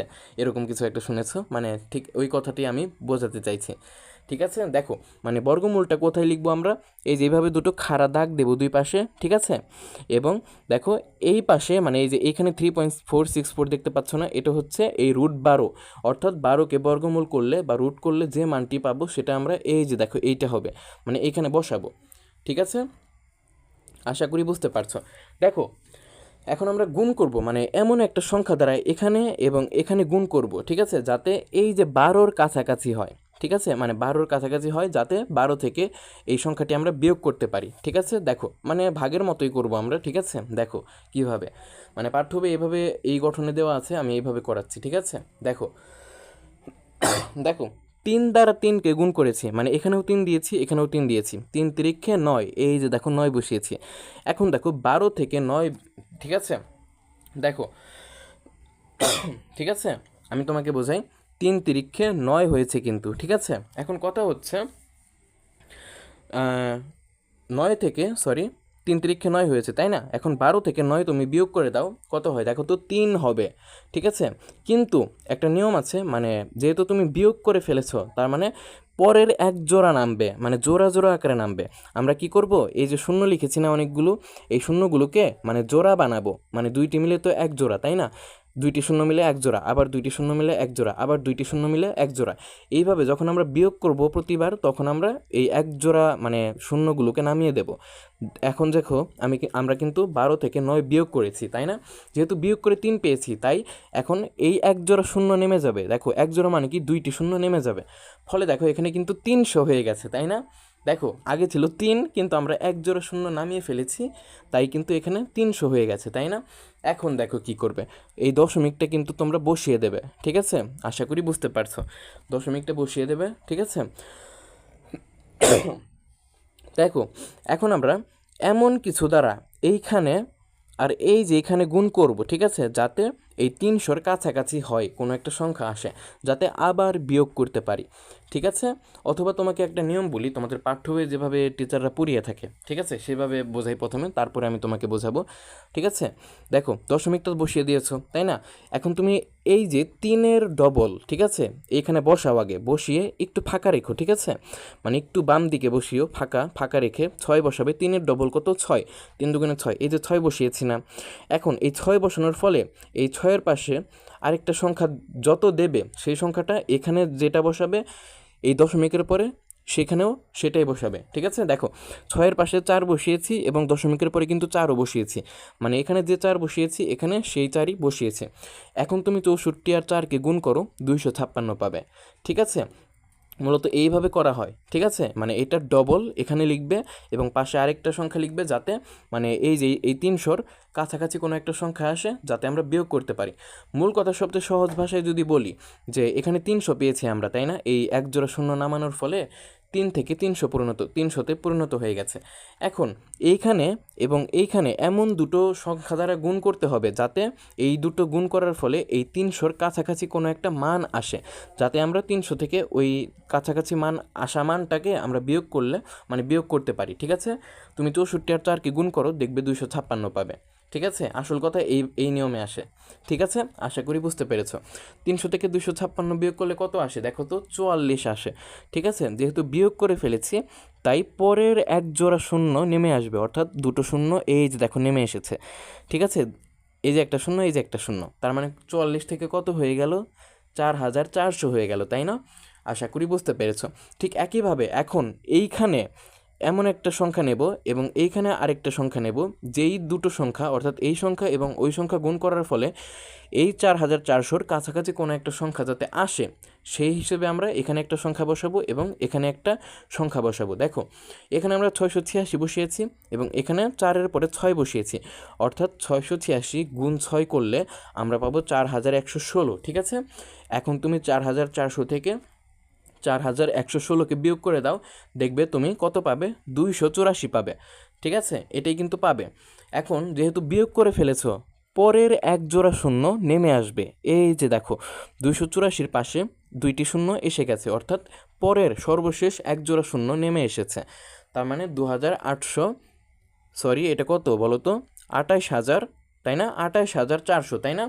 দেখো 28400 কিন্তু হয়ে গেছে, মানে বিয়োগ করার ফলে 28400 পেয়েছি আমরা, এবং এক জোড়া মানে বিয়োগ করার ফলে আমরা 284 পেয়েছি, এবং যেহেতু বিয়োগ করেছি তাই পরের এক জোড়া শূন্য নেমে আসবে, এই যে দেখো নেমে এসেছে। ঠিক আছে, এখন এইখানে আর এইখানে এমন দুটো সংখ্যা ধরে গুণ করব যাতে এই 28400-র কাছাকাছি কোনো একটা মান আসে বা সংখ্যা আসে, যাতে আমরা বিয়োগ করতে পারি। ঠিক আছে, দেখো এখানে 6924 দিয়েছি, এই 6924 দ্বারা এখানে 6-এর পরে দেখো 4 দিয়েছি, অর্থাৎ 6924কে 4 দ্বারা গুণ করলে আমরা পাই 27696। ঠিক আছে, অর্থাৎ এইটা মানে 6924 আর 4কে গুণ করলে 27696 পাই।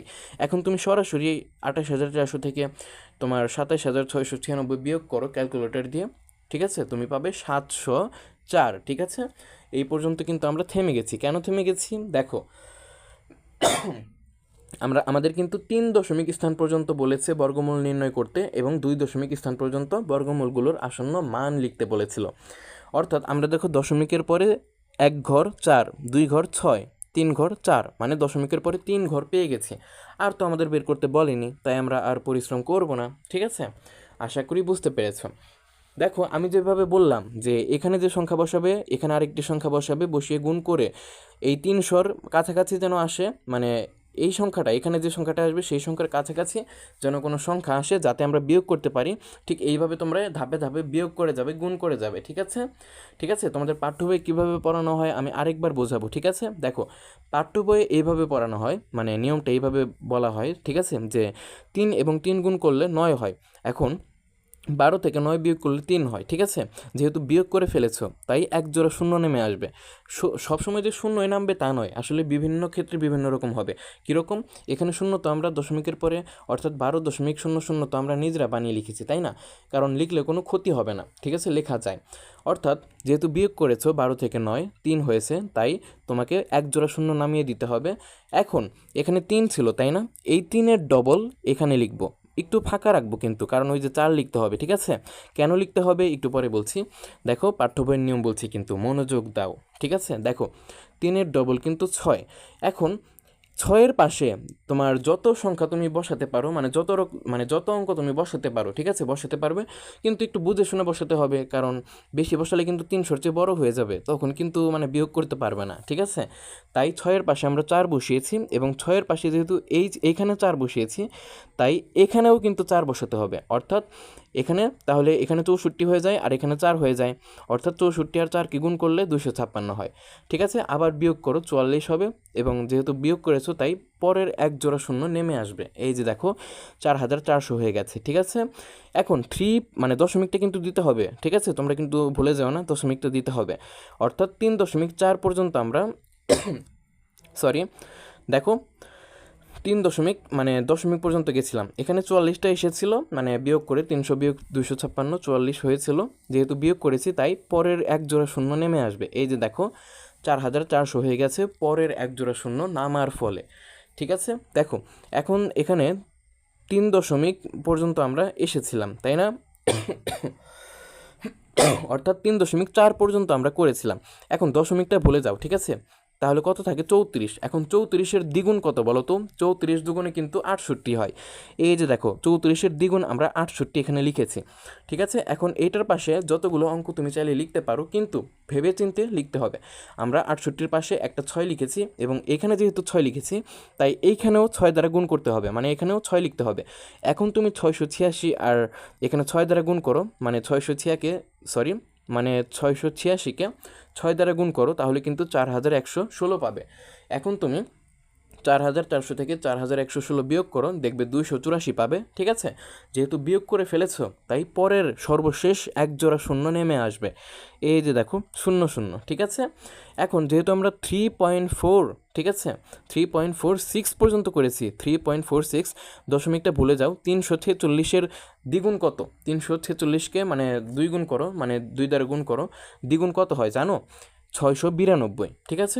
এখন 692-এর পাশে একটু ফাঁকা রাখবো, ফলে এখানে একটা 4 দিলে এবং এখানেও একটা 4 দিলে, মানে 692-এর পাশে একটা 4 দিলে প্রয়োজন অনুসারে, এবং এখানেও 4 দিতে হবে, যেহেতু এখানে 4 দিয়েছো এখানেও তোমাকে 4 দিতে হবে।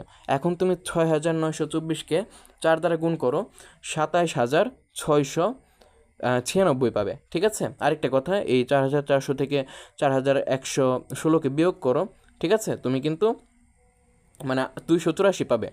আর এই যে এক জোড়া শূন্য কিন্তু সর্বশেষ জোড়া, ঠিক আছে, এটা কিন্তু নেমে আসবে না, মানে নেমে এসেছিল, আমি বলেছি হয়তো, ঠিক আছে। দেখো এখন এইটাকে আর এই লাস্টের একটা ডিজিট 4 দ্বারা 6924-কে গুণ করো, 27696 আসবে। এখন তুমি 28400-কে মানে 28400 থেকে 27696-কে বিয়োগ করো, 704 পাবে, ঠিক আছে। ঠিক এইভাবে তোমার মানে নিয়মটা বলা হয়। আমি যেভাবে বললাম ওইভাবেও সঠিক, মানে এখানে এমন একটা সংখ্যা এবং এখানে আরেকটা সংখ্যা দ্বারা গুণ করো যাতে এই 300-এর কাছাকাছি আসে, ফলে যাতে আমরা বিয়োগ করতে পারি, ঠিক আছে। সেইভাবে তোমরা এখানে এবং এখানে দুটি ভিন্ন সংখ্যা বা একই সংখ্যা দ্বারা গুণ করতে পারবে, ঠিক আছে। ওইটা তোমাদের প্রয়োজন অনুসারে, অথবা আমি পাঠ্য বইয়ের যে নিয়মটা বললাম ওটা দিয়েও করতে পারো, ঠিক আছে। মূলত পাঠ্য বইয়ের নিয়মটা দিয়ে করলে ভালো হয়, ঠিক আছে।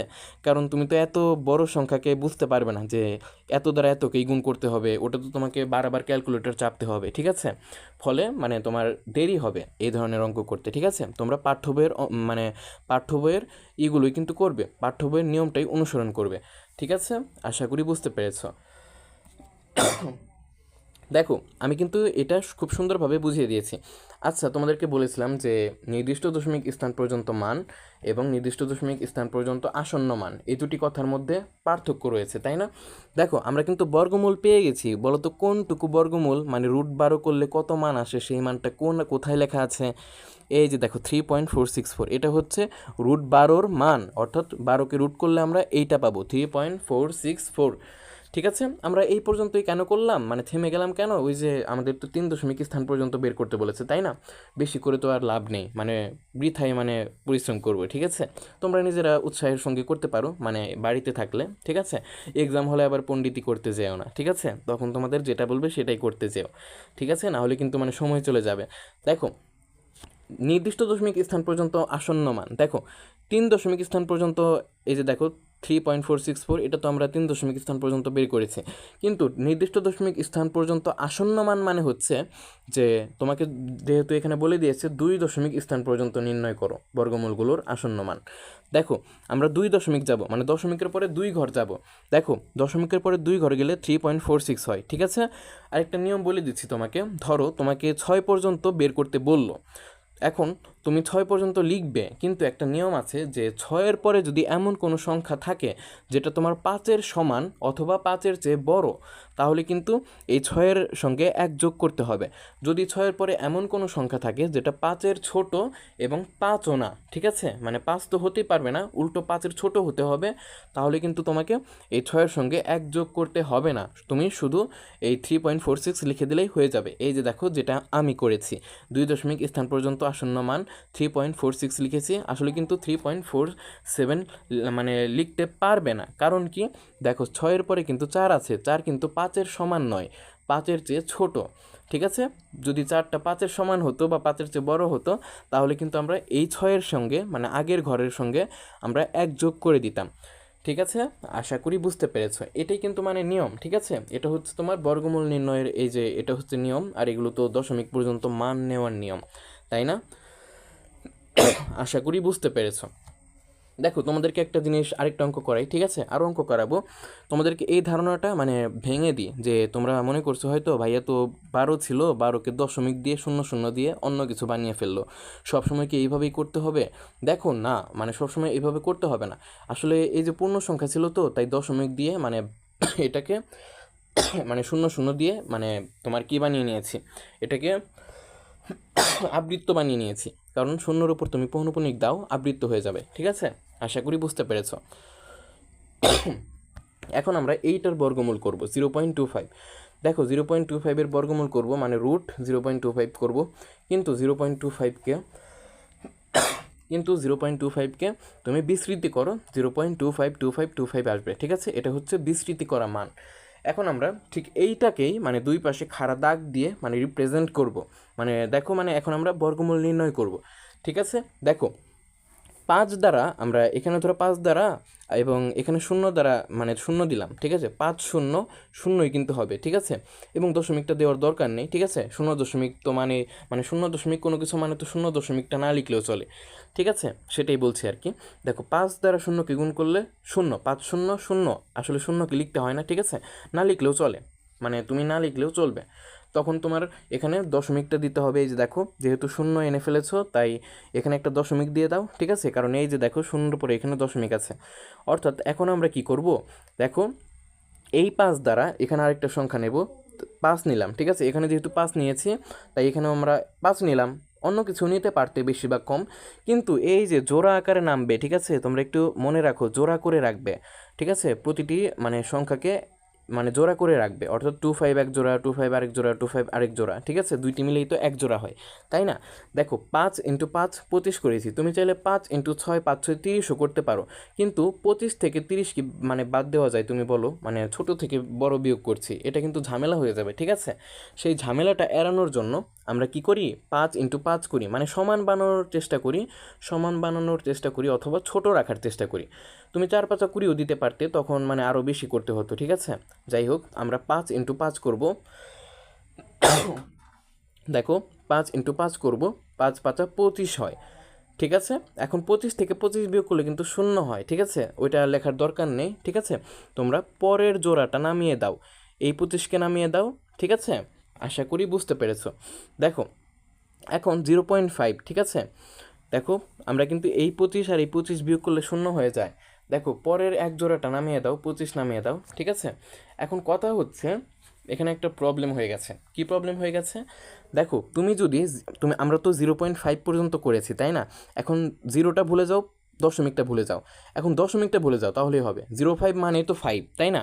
0.5 মানে শুধু 5, ওই একই কথা। অর্থাৎ এখানে শূন্যও ভুলে যাও, দশমিকও ভুলে যাও। এখন 5 পর্যন্ত গিয়েছি আমরা, এই 5-এর ডবল এখানে লিখো।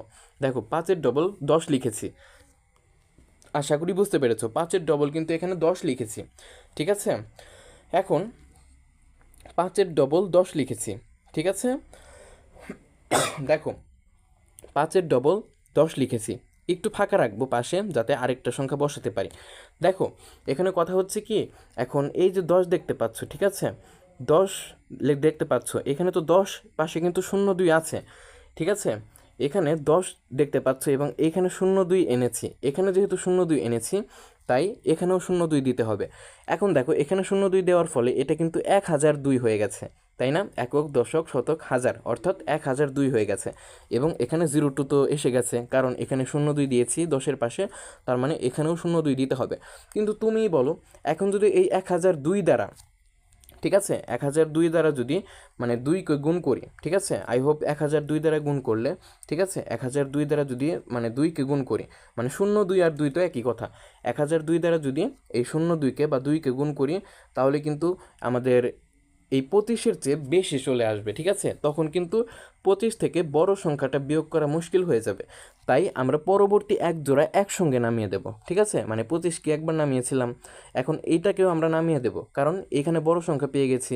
এবং এখানে যদি 0 2-এর সঙ্গে এই 1002 গুণ করি, তাহলে কিন্তু 25-এর থেকে বেশি চলে আসবে, তখন কিন্তু ছোট থেকে বড় বিয়োগ করা মুশকিল হয়ে যাবে, ঠিক আছে। আশা করি বুঝতে পেরেছ। অর্থাৎ এই 1002-এর সঙ্গে এই 0 2 গুণ করলে কত হয়? 2004 হয়। দেখো 525 থেকে 2004 বিয়োগ করলে কত হয়? 521। ঠিক আছে, দেখো এই পর্যন্ত আমরা থেমে গেছি। কেন থেমে গেছি? আমরা চাইলে কিন্তু এগোতে পারতাম, কিন্তু দেখো দশমিকের পরে 5 একটা ঘর, 0 একটা ঘর, 2 একটা ঘর, অর্থাৎ 3 ঘর পর্যন্ত কিন্তু চলে এসেছি, তাই না? তাই আমাদের আর পরিশ্রম করতে হবে না। এখন দেখো এটা হচ্ছে বর্গমূল। এই যে দেখো 3 দশমিক স্থান পর্যন্ত বর্গমূল নির্ণয় করেছি। এখন দুই ঘর পর্যন্ত নির্ণয় করতে হবে, 2 দশমিক স্থান পর্যন্ত। ঠিক আছে, দেখো মানে দশমিকের পরে 2 ঘর যাব আমরা। দেখো 0.50 যাব। ঠিক আছে, এখন এই শূন্যর সঙ্গে 1 যোগ হবে নাকি হবে না, আর শূন্য কি শূন্যর মতোই থাকবে, সেটা কার উপর নির্ভর করবে? পরের সংখ্যার উপর। দেখো পরের সংখ্যাটি কিন্তু 5ও নয়, 5-এর চেয়ে বেশিও নয়, অর্থাৎ 5-এর চেয়ে কম। তার মানে কি? এই শূন্যর সঙ্গে 1 যোগ করার কোনো প্রয়োজনই নেই, অর্থাৎ এই শূন্যটা এইভাবেই থাকবে। ঠিক আছে, যদি 2টা 5-এর সমান বা 5-এর চেয়ে বড় হতো, তাহলে কিন্তু আমরা এই শূন্যর সঙ্গে 1 যোগ করতাম। ঠিক আছে, আশা করি বুঝতে পেরেছ। ঠিক এভাবেই কিন্তু আমরা করে থাকি। ঠিক আছে, আমি যে দুটো পদ্ধতি দেখালাম, যে প্রথমটা দেখিয়েছি পাঠ্য বইয়ের নিয়মে, আরেকটা নিজের মতো করে আমি বুঝিয়ে দিয়েছি। ঠিক আছে, ওইভাবেও করতে পারো, কিন্তু আমি সাজেস্ট করব যে তুমি পাঠ্য বইয়েরটা ফলো করো। ঠিক আছে, কারণ যখন বড় বড় গুণ করতে হবে, তখন কিন্তু তোমার ক্যালকুলেটর চাপতে চাপতে হাত ব্যথা হয়ে যাবে। ঠিক আছে, আশা করি বুঝতে পেরেছো। আর হ্যাঁ, আমি এতক্ষণ মানে এই লম্বা একটা ক্লাস নেওয়ার সময় প্রচুর কেসেছি। ঠিক আছে, মানে ঠান্ডা লেগে গেছে। ঠিক আছে, তোমরা আশা করি ক্ষমা সুন্দর দৃষ্টিতে দেখবে। ঠিক আছে, এক্স্যাক্টলি গতকাল মানে বৃষ্টিতে ভিজেছিলাম। ঠিক আছে, সেই জন্য আর কি প্রচুর কাশি হচ্ছে। দোয়া করো যেন সুস্থ হয়ে উঠি। ঠিক আছে, দেখো আমরা আরও কিছু করব। ঠিক আছে, আরও কিছু বর্গমূল নির্ণয় করব। ঠিক আছে, আশা করি শূন্য মানে পূর্ণ সংখ্যা যেহেতু 12-র একটা অঙ্ক করেছি ক নম্বর, ওইটার পরে কেন দশমিক দিয়ে 0 0 লিখলাম, অন্য সংখ্যা কেন লিখলাম না, ঠিক আছে, ওইটার ধারণাটার ভুল ধারণা তোমাদের ভেঙে গেছে। ঠিক আছে, আশা করি বুঝতে পেরেছ। দেখো 1.34 এটার বর্গমূল, তাই না? সমান সমান √1.34 লিখেছি। এখন দেখো 1.34 সমান সমান এটাকে আমরা কী আকারে লিখতে পারি? একটু বিস্তৃতি করে দিই, পৌনঃপুনিকটা উঠিয়ে ফেলি। দেখো 4-এর ওপর পৌনঃপুনিক আছে, তার মানে কি 4 বারবার আসবে, 4 বারবার আসবে, তাই না? দেখো 1.34 সমান সমান হবে 1.3444। ঠিক আছে, এইভাবে চলতেই থাকবে। এখন আমরা আগের মতোই দুটো খাড়া দাগ দেবো, এই যে এভাবে দিয়ে এইভাবে দেবো, তারপরে এইভাবে একটু মানে সমান্তরালে দাগ টানবো। ঠিক আছে, ওটা তোমরা আশা করি পারো, মানে ভাগের মতোই। ঠিক আছে, দেখো আমরা কিন্তু জোড়া বানাবো, 3 4 একটা জোড়া, 4 4 একটা জোড়া, আর এখানে একটা 4 আছে একা, এটার পরে আরেকটা 4 তুমি লিখে দিও। ঠিক আছে, মানে ভালো হবে জোড়া বানালে। ঠিক আছে, জোড়াটা তোমরা স্পষ্ট করে দেবে। ঠিক আছে, দেখো এখানে 1 দ্বারা গুণ করেছি, এখানে 1 দ্বারা গুণ করেছি। এই যে দেখো এক অক্ষে এই যে 1 লিখেছি। এখন 1 থেকে 1 বিয়োগ করলে 0 হয়। ঠিক আছে, আর 0 দশমিক মানে দশমিকটা নেমে বসিয়ে দেবো, কিন্তু 0 দশমিক লিখলেও হয়, না লিখলেও হয়। ঠিক আছে, আশা করি বুঝতে পেরেছো। দেখো যেহেতু আমরা বিয়োগ করে ফেলেছি, 1 থেকে 1 বিয়োগ করেছি, তাই পরের 1 জোড়া নেমে আসবে। দেখো 3 আর 4 মিলে 1 জোড়া, এই যে দেখো 3 4 মানে 34 হয়ে গেছে, এই 1 জোড়া নেমে এসেছে। এখন আমরা এইখানে এবং এইখানে, মানে আমি পাঠ্য বইয়ের নিয়মে বোঝাই। ঠিক আছে, তারপর তুমি নিজেই বুঝতে পারবে। মানে এইখানে এবং এখানে এমন কিছু সংখ্যা দ্বারা গুণ করবো যাতে এটার কাছাকাছি আসে। এইভাবে তুমি ধাপে ধাপে গুণ করবে, আবার বিয়োগ করবে, আবার জোড়া নামবে, আবার গুণ করবে, আবার বিয়োগ করবে, আবার জোড়া নামবে। ঠিক আছে, এইভাবে তোমার মানে প্রশ্নে যত ঘর পর্যন্ত মানে নির্ণয় করতে বলবে, তত ঘর পর্যন্ত তুমি নির্ণয় করবে। ঠিক আছে, আশা করি বুঝতে পেরেছো। দেখো এখানে 1 দশমিক পর্যন্ত দশমিকটা কিন্তু দিয়ে দিতে হবে। ঠিক আছে, যেহেতু 1 দশমিক পর্যন্ত এখানে নির্ণয় করেছি, মানে 1 দশমিক পর্যন্ত এসেছি, তাই 1-এর ডবল এখানে লিখবো, কিন্তু ডান পাশে একটু ডান দিকে একটু ফাঁকা রাখবো। ঠিক আছে, যাতে এই যে 1টা বসাতে পারি। মানে 1টা কেন আসলো একটু পরে বলছি, তোমরা বুঝে গেছো অলরেডি। দেখো 1-এর দ্বিগুণ হচ্ছে 2। এখন এই 2-এর পাশে এমন যত সংখ্যক অঙ্ক তুমি বসাতে পারো বসাতে পারবে, কিন্তু নিয়ম মনে রাখতে হবে যে এই 34-এর চেয়ে যেন বড় না হয়ে যায়। ঠিক আছে, সমান হলে সমস্যা নেই, কিন্তু আমরা ছোট রাখার চেষ্টা করব। ঠিক আছে, দেখো 2-এর পাশে যদি 1 দেই তাহলে 21 হয়ে যায়। এখন যেহেতু 2-এর পাশে 1 দিয়েছি, তার মানে এই দশমিকের পরেও মানে এই যে এখানেও 1 দিতে হবে, অর্থাৎ দেখো 21 অক্ষে এই যে 21, দেখো 34-এর কিন্তু কাছাকাছি আছে, তাই না? 34-এর কাছাকাছি আসে, অর্থাৎ 34 থেকে 21 বিয়োগ করলে কত হয়? দেখো 13 হয় কিন্তু। ঠিক আছে, এখন যেহেতু বিয়োগ করে দিয়েছি, তাই পরের 1 জোড়াটা নেমে আসবে। দেখো পরের 1 জোড়া কোনটা? 4 4, এই যে দেখো 4 4 নেমে এসেছে। ঠিক আছে, আশা করি বুঝতে পেরেছ। অর্থাৎ 13 থেকে 1344 হয়ে গেল, তাই না? কীরকম অদ্ভুত ব্যাপার। যাই হোক, এটাই গণিতের জগৎ। ঠিক আছে, তোমাদেরকে নতুন কিছু জানতে হবে। আচ্ছা দেখো এখন 1.1 পর্যন্ত গেছি, তাই না? এখন দশমিকটা ভুলে যাও, এখানে দশমিক ভুলে গেলে কী কী থাকে? 11 থাকে। ঠিক আছে? 11 দ্বারা মানে এই এখানে 11 ছিল, এই 11-র দ্বিগুণ কোনটা? 22, তাই না? এই 11-র দ্বিগুণ আমরা এখানে লিখবো 22 এবং একটু ফাঁকা রাখবো ওই যে মানে সুবিধার জন্য, মানে যাতে এটার কাছাকাছি আসে, তাই না? দেখো 22-এর পাশে আমরা 5 দিলাম, যেহেতু এখানে 5 দিয়েছি তাই এই যে এখানেও 5 দেবো, ঠিক আছে? তার মানে 225কে যদি আমরা 5 দ্বারা গুণ করি, ঠিক আছে, তাহলে কিন্তু আমরা 1125 বা 1125 পাবো, ঠিক আছে? এখন তুমি 1344 থেকে 1125 বিয়োগ করো, তুমি পাবে কত? 219, ঠিক আছে? 219 পাবে। এবং যেহেতু বিয়োগ করে ফেলেছো তাই পরের এক জোড়া বা সর্বশেষ এক জোড়া 4 4 এই যে দেখো নেমে এসেছে, ঠিক আছে? বা নামিয়ে দিতে হবে তোমাকে, ঠিক আছে? আশা করি বুঝতে পারছো। এখন আমরা কোন পর্যন্ত করেছিলাম যেন? দেখো 1.15 পর্যন্ত, তাই না? এখন দশমিকটা ভুলে যাও। 115 অর্থাৎ 115 এর দ্বিগুণ কত? 115 এর দ্বিগুণ হচ্ছে তোমার 2003, মানে সরি 230, ঠিক আছে? 115 এর দ্বিগুণ হচ্ছে 230, ঠিক আছে? তুমি ক্যালকুলেটরে গুণ করে দেখো, 115কে 2 দ্বারা গুণ করো, 230 হবে, ঠিক আছে? এখন এই 230-এর পাশে এমন একটা অঙ্ক বসাবো বা যতগুলো বসাতে তুমি পারো, কিন্তু খেয়াল রাখতে হবে যাতে 21,944-এর মানে বড় যেন না হয়ে যায়, ঠিক আছে? দেখো আমরা 9 বসালাম, 230-এর পাশে 9 যেহেতু বসিয়েছি তাই এখানেও কিন্তু আমরা 9 বসিয়েছি। এখন তুমি 2309-কে এই 9 দ্বারা গুণ করো, 20,781 পাবে, যেটা 21,944-এর চেয়ে ছোট, ঠিক আছে? এখন তুমি বিয়োগ করে দাও ক্যালকুলেটর দিয়ে, 21,944 থেকে 20,781 বিয়োগ করে দাও, তুমি পাবে 1,163, ঠিক আছে? এখানে আমরা থেমে গেছি। কেন থেমে গেছি? কারণ দেখো এক দশমিক মানে দশমিকের পরে 3 ঘর চলে এসেছে। এখন তুমি এগুলো আশা করি নিজেরাই পারবে, ঠিক আছে? দশমিকের পরে এই যে 3 ঘর নির্ণয় করেছি বর্গমূল, মানে 3 ঘর পর্যন্ত এবং 2 ঘর পর্যন্ত কিন্তু আমরা দেখো লিখেছি। এখানে একটু টুইস্ট আছে, দেখো কি টুইস্ট? 1.15 পর্যন্ত লেখার কথা, কিন্তু 5 না লিখে এখানে 6 লিখেছি, 1.16। কেন বলো তো? দেখো এই 5টা কি 5ই থাকবে নাকি 5-এর সঙ্গে 1 যোগ করে 6 বানিয়ে দিতে হবে, সেটা নির্ভর করবে পরের সংখ্যার উপর। দেখো পরের সংখ্যাটি 9, 9 কিন্তু 5-এর থেকে বড়, ঠিক আছে? 5-এর সমান না, কিন্তু 5-এর থেকে বড়। আর আমি বলেছি 5-এর সমান বা 5-এর থেকে বড় হলে এই আগের ঘরের সঙ্গে, অর্থাৎ এই যে পর্যন্ত লিখব সেই ঘর পর্যন্ত, মানে এই যে 5 পর্যন্ত 5-এর সঙ্গে 1 যোগ করে লিখতে হবে। যদি 9টা 5-এর চেয়ে ছোট হতো তাহলে কিন্তু 5 5ই থাকতো, অর্থাৎ 1.15ই থাকতো, ঠিক আছে? যেহেতু 5টা 9-এর চেয়ে ছোট এবং 9টা 5-এর চেয়ে বড়, ঠিক আছে? যেহেতু 9টা 5-এর চেয়ে বড় তাই এই 5-এর সঙ্গে 1 যোগ করে 6 বানিয়ে দিয়েছে, ঠিক আছে? আশা করি বুঝতে পেরেছো, ঠিক আছে? দেখো আমাদের অঙ্কগুলো কিন্তু শেষ, ঠিক আছে? এবং এখানে কিছু মহা গুরুত্বপূর্ণ অঙ্ক সমাধান করাবো তোমাকে এখন আমি, ঠিক আছে? মানে পাঠ্য বইয়ের অঙ্কগুলো শেষ, ঠিক আছে? মানে পাঠ্য বইও শেষ, তোমার বোর্ড প্রিপারেশনও শেষ। এখন তোমাকে যে প্রশ্নই দিক না কেন তুমি সব কিছু পারবে, ঠিক আছে? মানে কেউ তোমাদেরকে ঠেকাতে পারবে না, ঠিক আছে? আশা করি বুঝতে পেরেছো। দেখো সরল করো। আচ্ছা সরল অঙ্ক তোমরা করেছো না? মানে ছোটোবেলায় তোমরা সরল অঙ্ক করেছো, তাই না? দেখো সরল মানে হচ্ছে অনেকগুলো মিশ্রণ দিয়ে তোমাকে প্রশ্ন করবে, ঠিক আছে? মানে মানে হিবিজিবি, মানে একদম পেঁচিয়ে পেঁচিয়ে তোমাকে প্রশ্ন করবে, ঠিক আছে? দেখো আমি তোমাকে গুণ করা শিখিয়েছি, ভাগ করা শিখিয়েছি, যোগ করা শিখিয়েছি, তারপর কীভাবে আবৃত্ত দশমিক ভগ্নাংশকে সাধারণ ভগ্নাংশে রূপান্তর করতে হয় সেগুলোও কিন্তু শিখিয়েছে। সেগুলোর সবগুলো মিলিয়ে তোমাকে দেখো প্রশ্ন করা হয়েছে, গুণ করতে হবে, ভাগ করতে হবে, আবার যোগ করতে হবে, আবার ভাগ করতে হবে, আবার বিয়োগ করতে বলতে পারে, ঠিক আছে? দেখো তোমরা কি করবে, প্রথমে ফার্স্ট ব্র্যাকেটের কাজ করবে। প্রথমে এই ভেতরের ব্র্যাকেটেরগুলোকে তুমি, মানে ব্র্যাকেটের ভেতরে যারা আছে তাদেরকে তুমি কি করবে, সাধারণ ভগ্নাংশে রূপান্তরিত করবে, ঠিক আছে? তারপরে তোমরা গুণ করবে, মানে ব্র্যাকেটের ভেতরে কাজ করবে, তারপরে ভাগ করবে, ভাগকে উল্টিয়ে দিলে লব এবং হর কিন্তু পরিবর্তন হয়ে যাবে, অর্থাৎ লব হরে যাবে, হরটা লবে আসবে, ঠিক আছে? ঠিক এইভাবে কিন্তু তোমরা মানে করবে, কি বলে মানে সরল করবে, ঠিক আছে? এটা আর আমি করে দেবো না এগুলো, ঠিক আছে? দেখো এই যে এখানে দেখো 3/9, আবার নিচে কোনায় 3 লিখেছি, ঠিক আছে? এই 3টা তোমরা ভুলে যাবে। এরকমভাবে অনেক স্লাইডে আমি লিখেছি, ঠিক আছে? মানে আমি চেয়েছিলাম তোমাদেরকে মানে কাটাকাটি করা শেখাতে, ঠিক আছে? আর তোমরা তো কাটাকুটি করা পারো, তাই না? তাই আর ওটা শেখাতে হবে না, ঠিক আছে?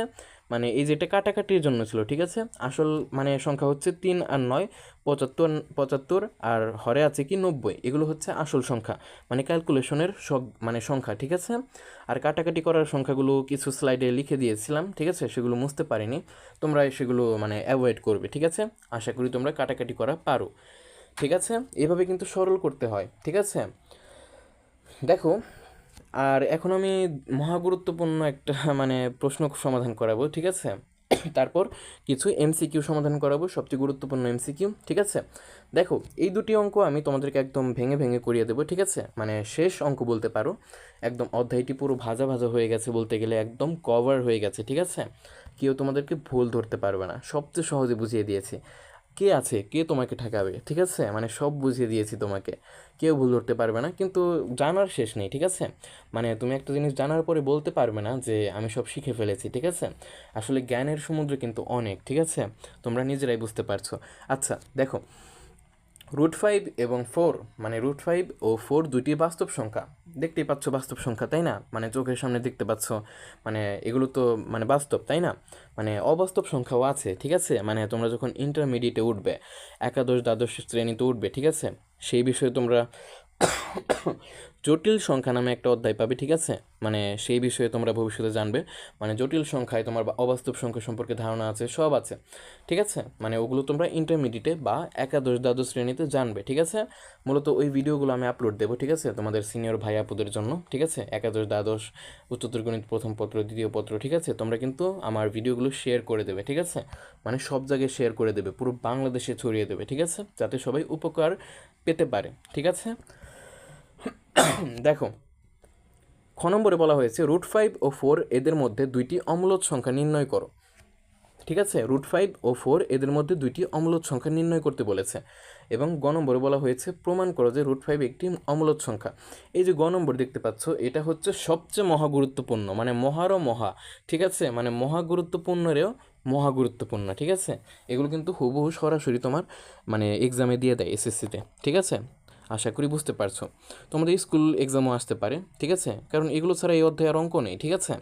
এক্স্যাক্টলি এই অধ্যায় থেকে অনেকে অ্যাভয়েড করে, ঠিক আছে? এক্সামে সবসময় আসেও না, কিন্তু এই অধ্যায়টা বেসিকের অংশ, ঠিক আছে? মৌলিক জ্ঞানে ভরপুর একদম। কিন্তু এগুলো না জানলে কিন্তু পরের অধ্যায় তুমি বুঝতে পারবে না, যেমন সেট ও ফাংশন, ঠিক আছে? সমীকরণ, লগারিদম, ঠিক আছে? আশা করি বুঝতে পেরেছো। দেখো, এই যে খ নম্বরটা না, মানে √5 এবং তোমার কি বলে, মানে কোথায় গেল, দেখো √5 ও 4, ঠিক আছে? এই দুটি সংখ্যার মধ্যে মানে মানে অসংখ্য সংখ্যা আছে, ঠিক আছে? অসংখ্য সংখ্যা আছে, মানে যাদেরকে মানে অম্লজ সংখ্যা বলা হয়, অনেক অম্লজ সংখ্যা আছে। এখন তুমি বলবে ভাই আমি কোনটা লিখবো, মানে আপনি যেভাবে করেছেন সেভাবে কি হুবহু মুখস্থ করবো? একদমই না।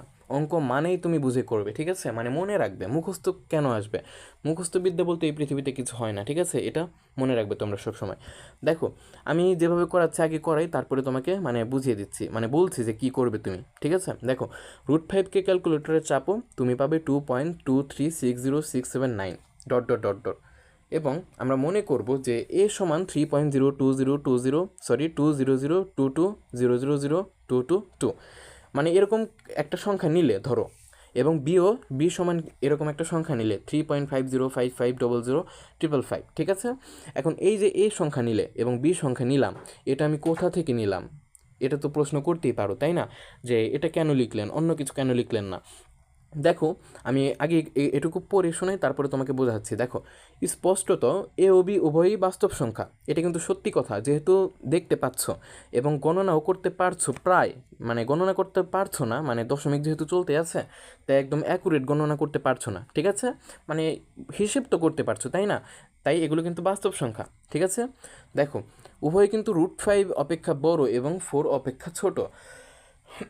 দেখো তো, √5, ঠিক আছে, 2.2360 আর যা আছে, ঠিক আছে? এই অংশের থেকে এই অংশটা বড় না, তুমি বলো? এখানে 2-এর পরে দশমিকের পরে যা আছে দেখার বিষয় না, এখানে 3-এর পরে দশমিকের পরে যা আছে দেখার বিষয় না। মূল কথা হচ্ছে এই যে 2 দেখতে পাচ্ছ, পূর্ণ অংশ 2, আর এখানে এর ক্ষেত্রে এ সমান পূর্ণ অংশ কি আছে 3। দেখো, 2 আর 3-এর মধ্যে কিন্তু 3ই বড়, যেহেতু 3 বড়, তার মানে 3-এর পরে দশমিক দিয়ে তুমি যাই লেখো না কেন, এই 2.236067 চেয়ে এইটাই বড় হবে সব সময়, ঠিক আছে? এটাই নিয়ম, চিরন্তন সত্য, ঠিক আছে? এবং এই যে এটা দেখো 3.5055005555, ঠিক আছে? এই যে এইটা কিন্তু 4-এর চেয়ে ছোট, তাই না?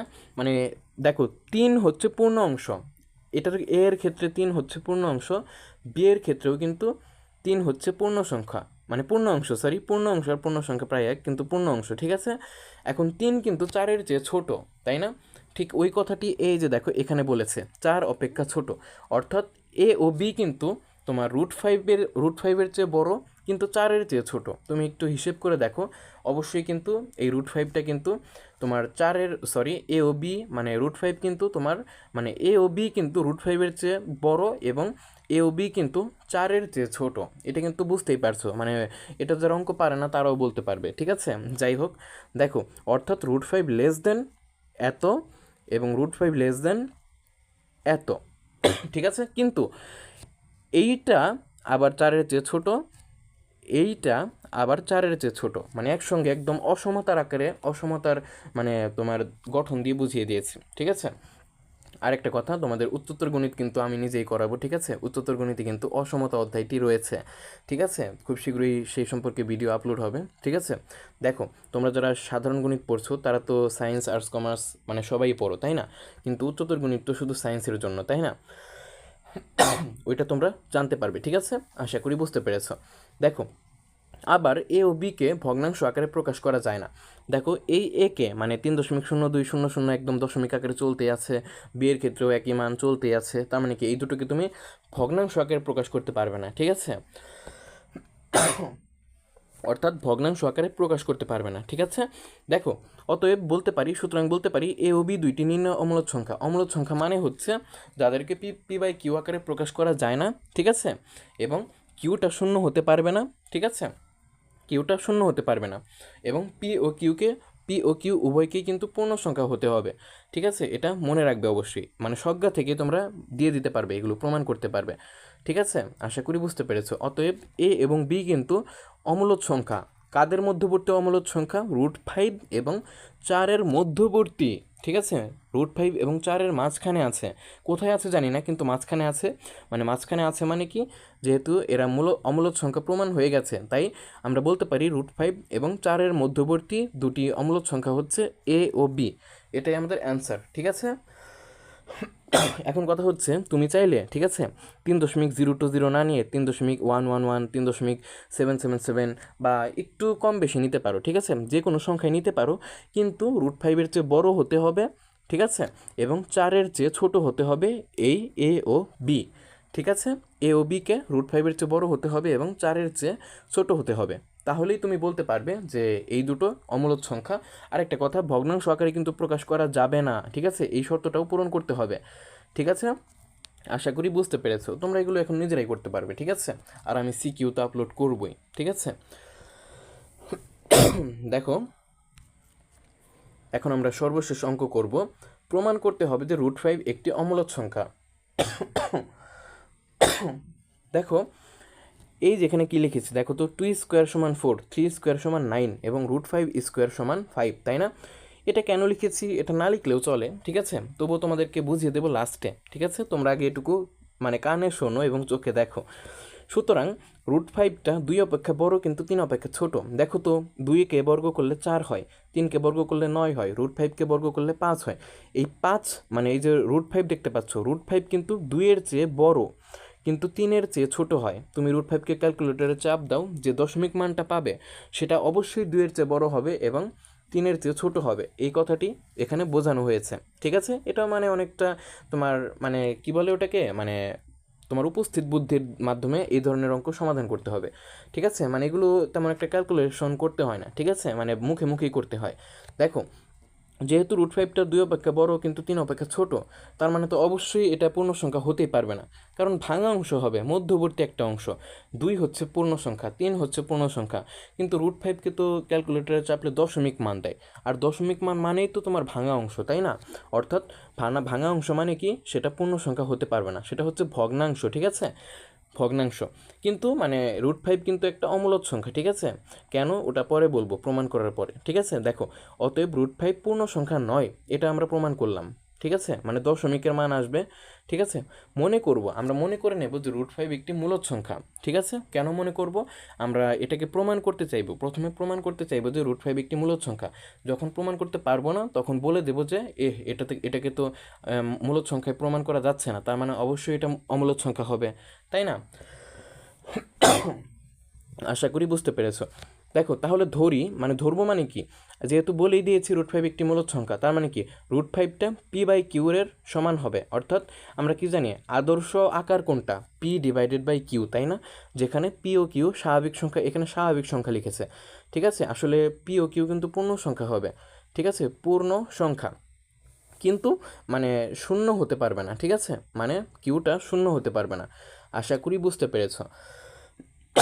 শূন্য বাদে সকল মানে পূর্ণ সংখ্যা হতে পারবে, ঠিক আছে? দেখো পি এবং কিউ কিন্তু সহমৌলিক হতে হবে একে অপরের, ঠিক আছে?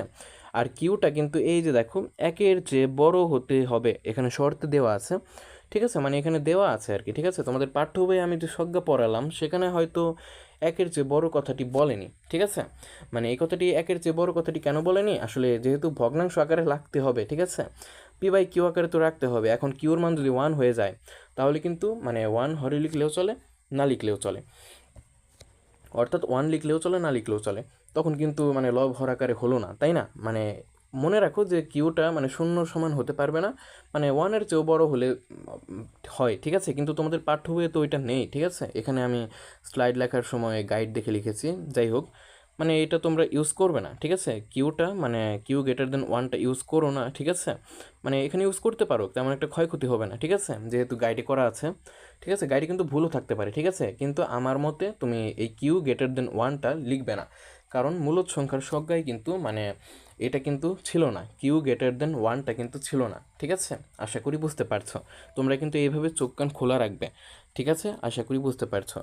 দেখো তার মানে আমরা সংজ্ঞা মতে কী লিখতে পারি, যেহেতু আমরা √5কে মূলদ সংখ্যা ধরেই নিয়েছি, তাই আমরা √5কে p/q এর সমান লিখতে পারি, ঠিক আছে?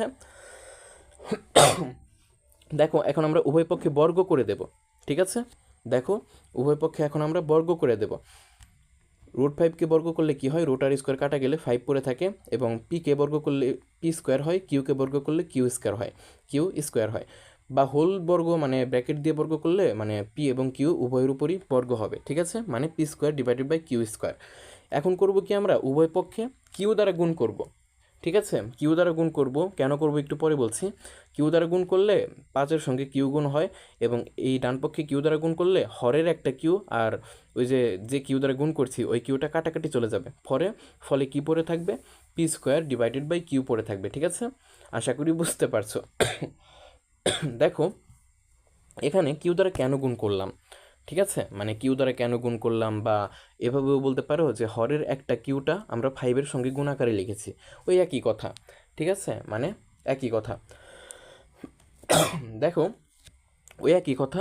এখন কথা হচ্ছে 5q সমান p²/q, মানে এইভাবে এই পর্যন্ত আমরা আসলাম, তাই না? একটু পরের স্লাইডে আমরা চলে যাব।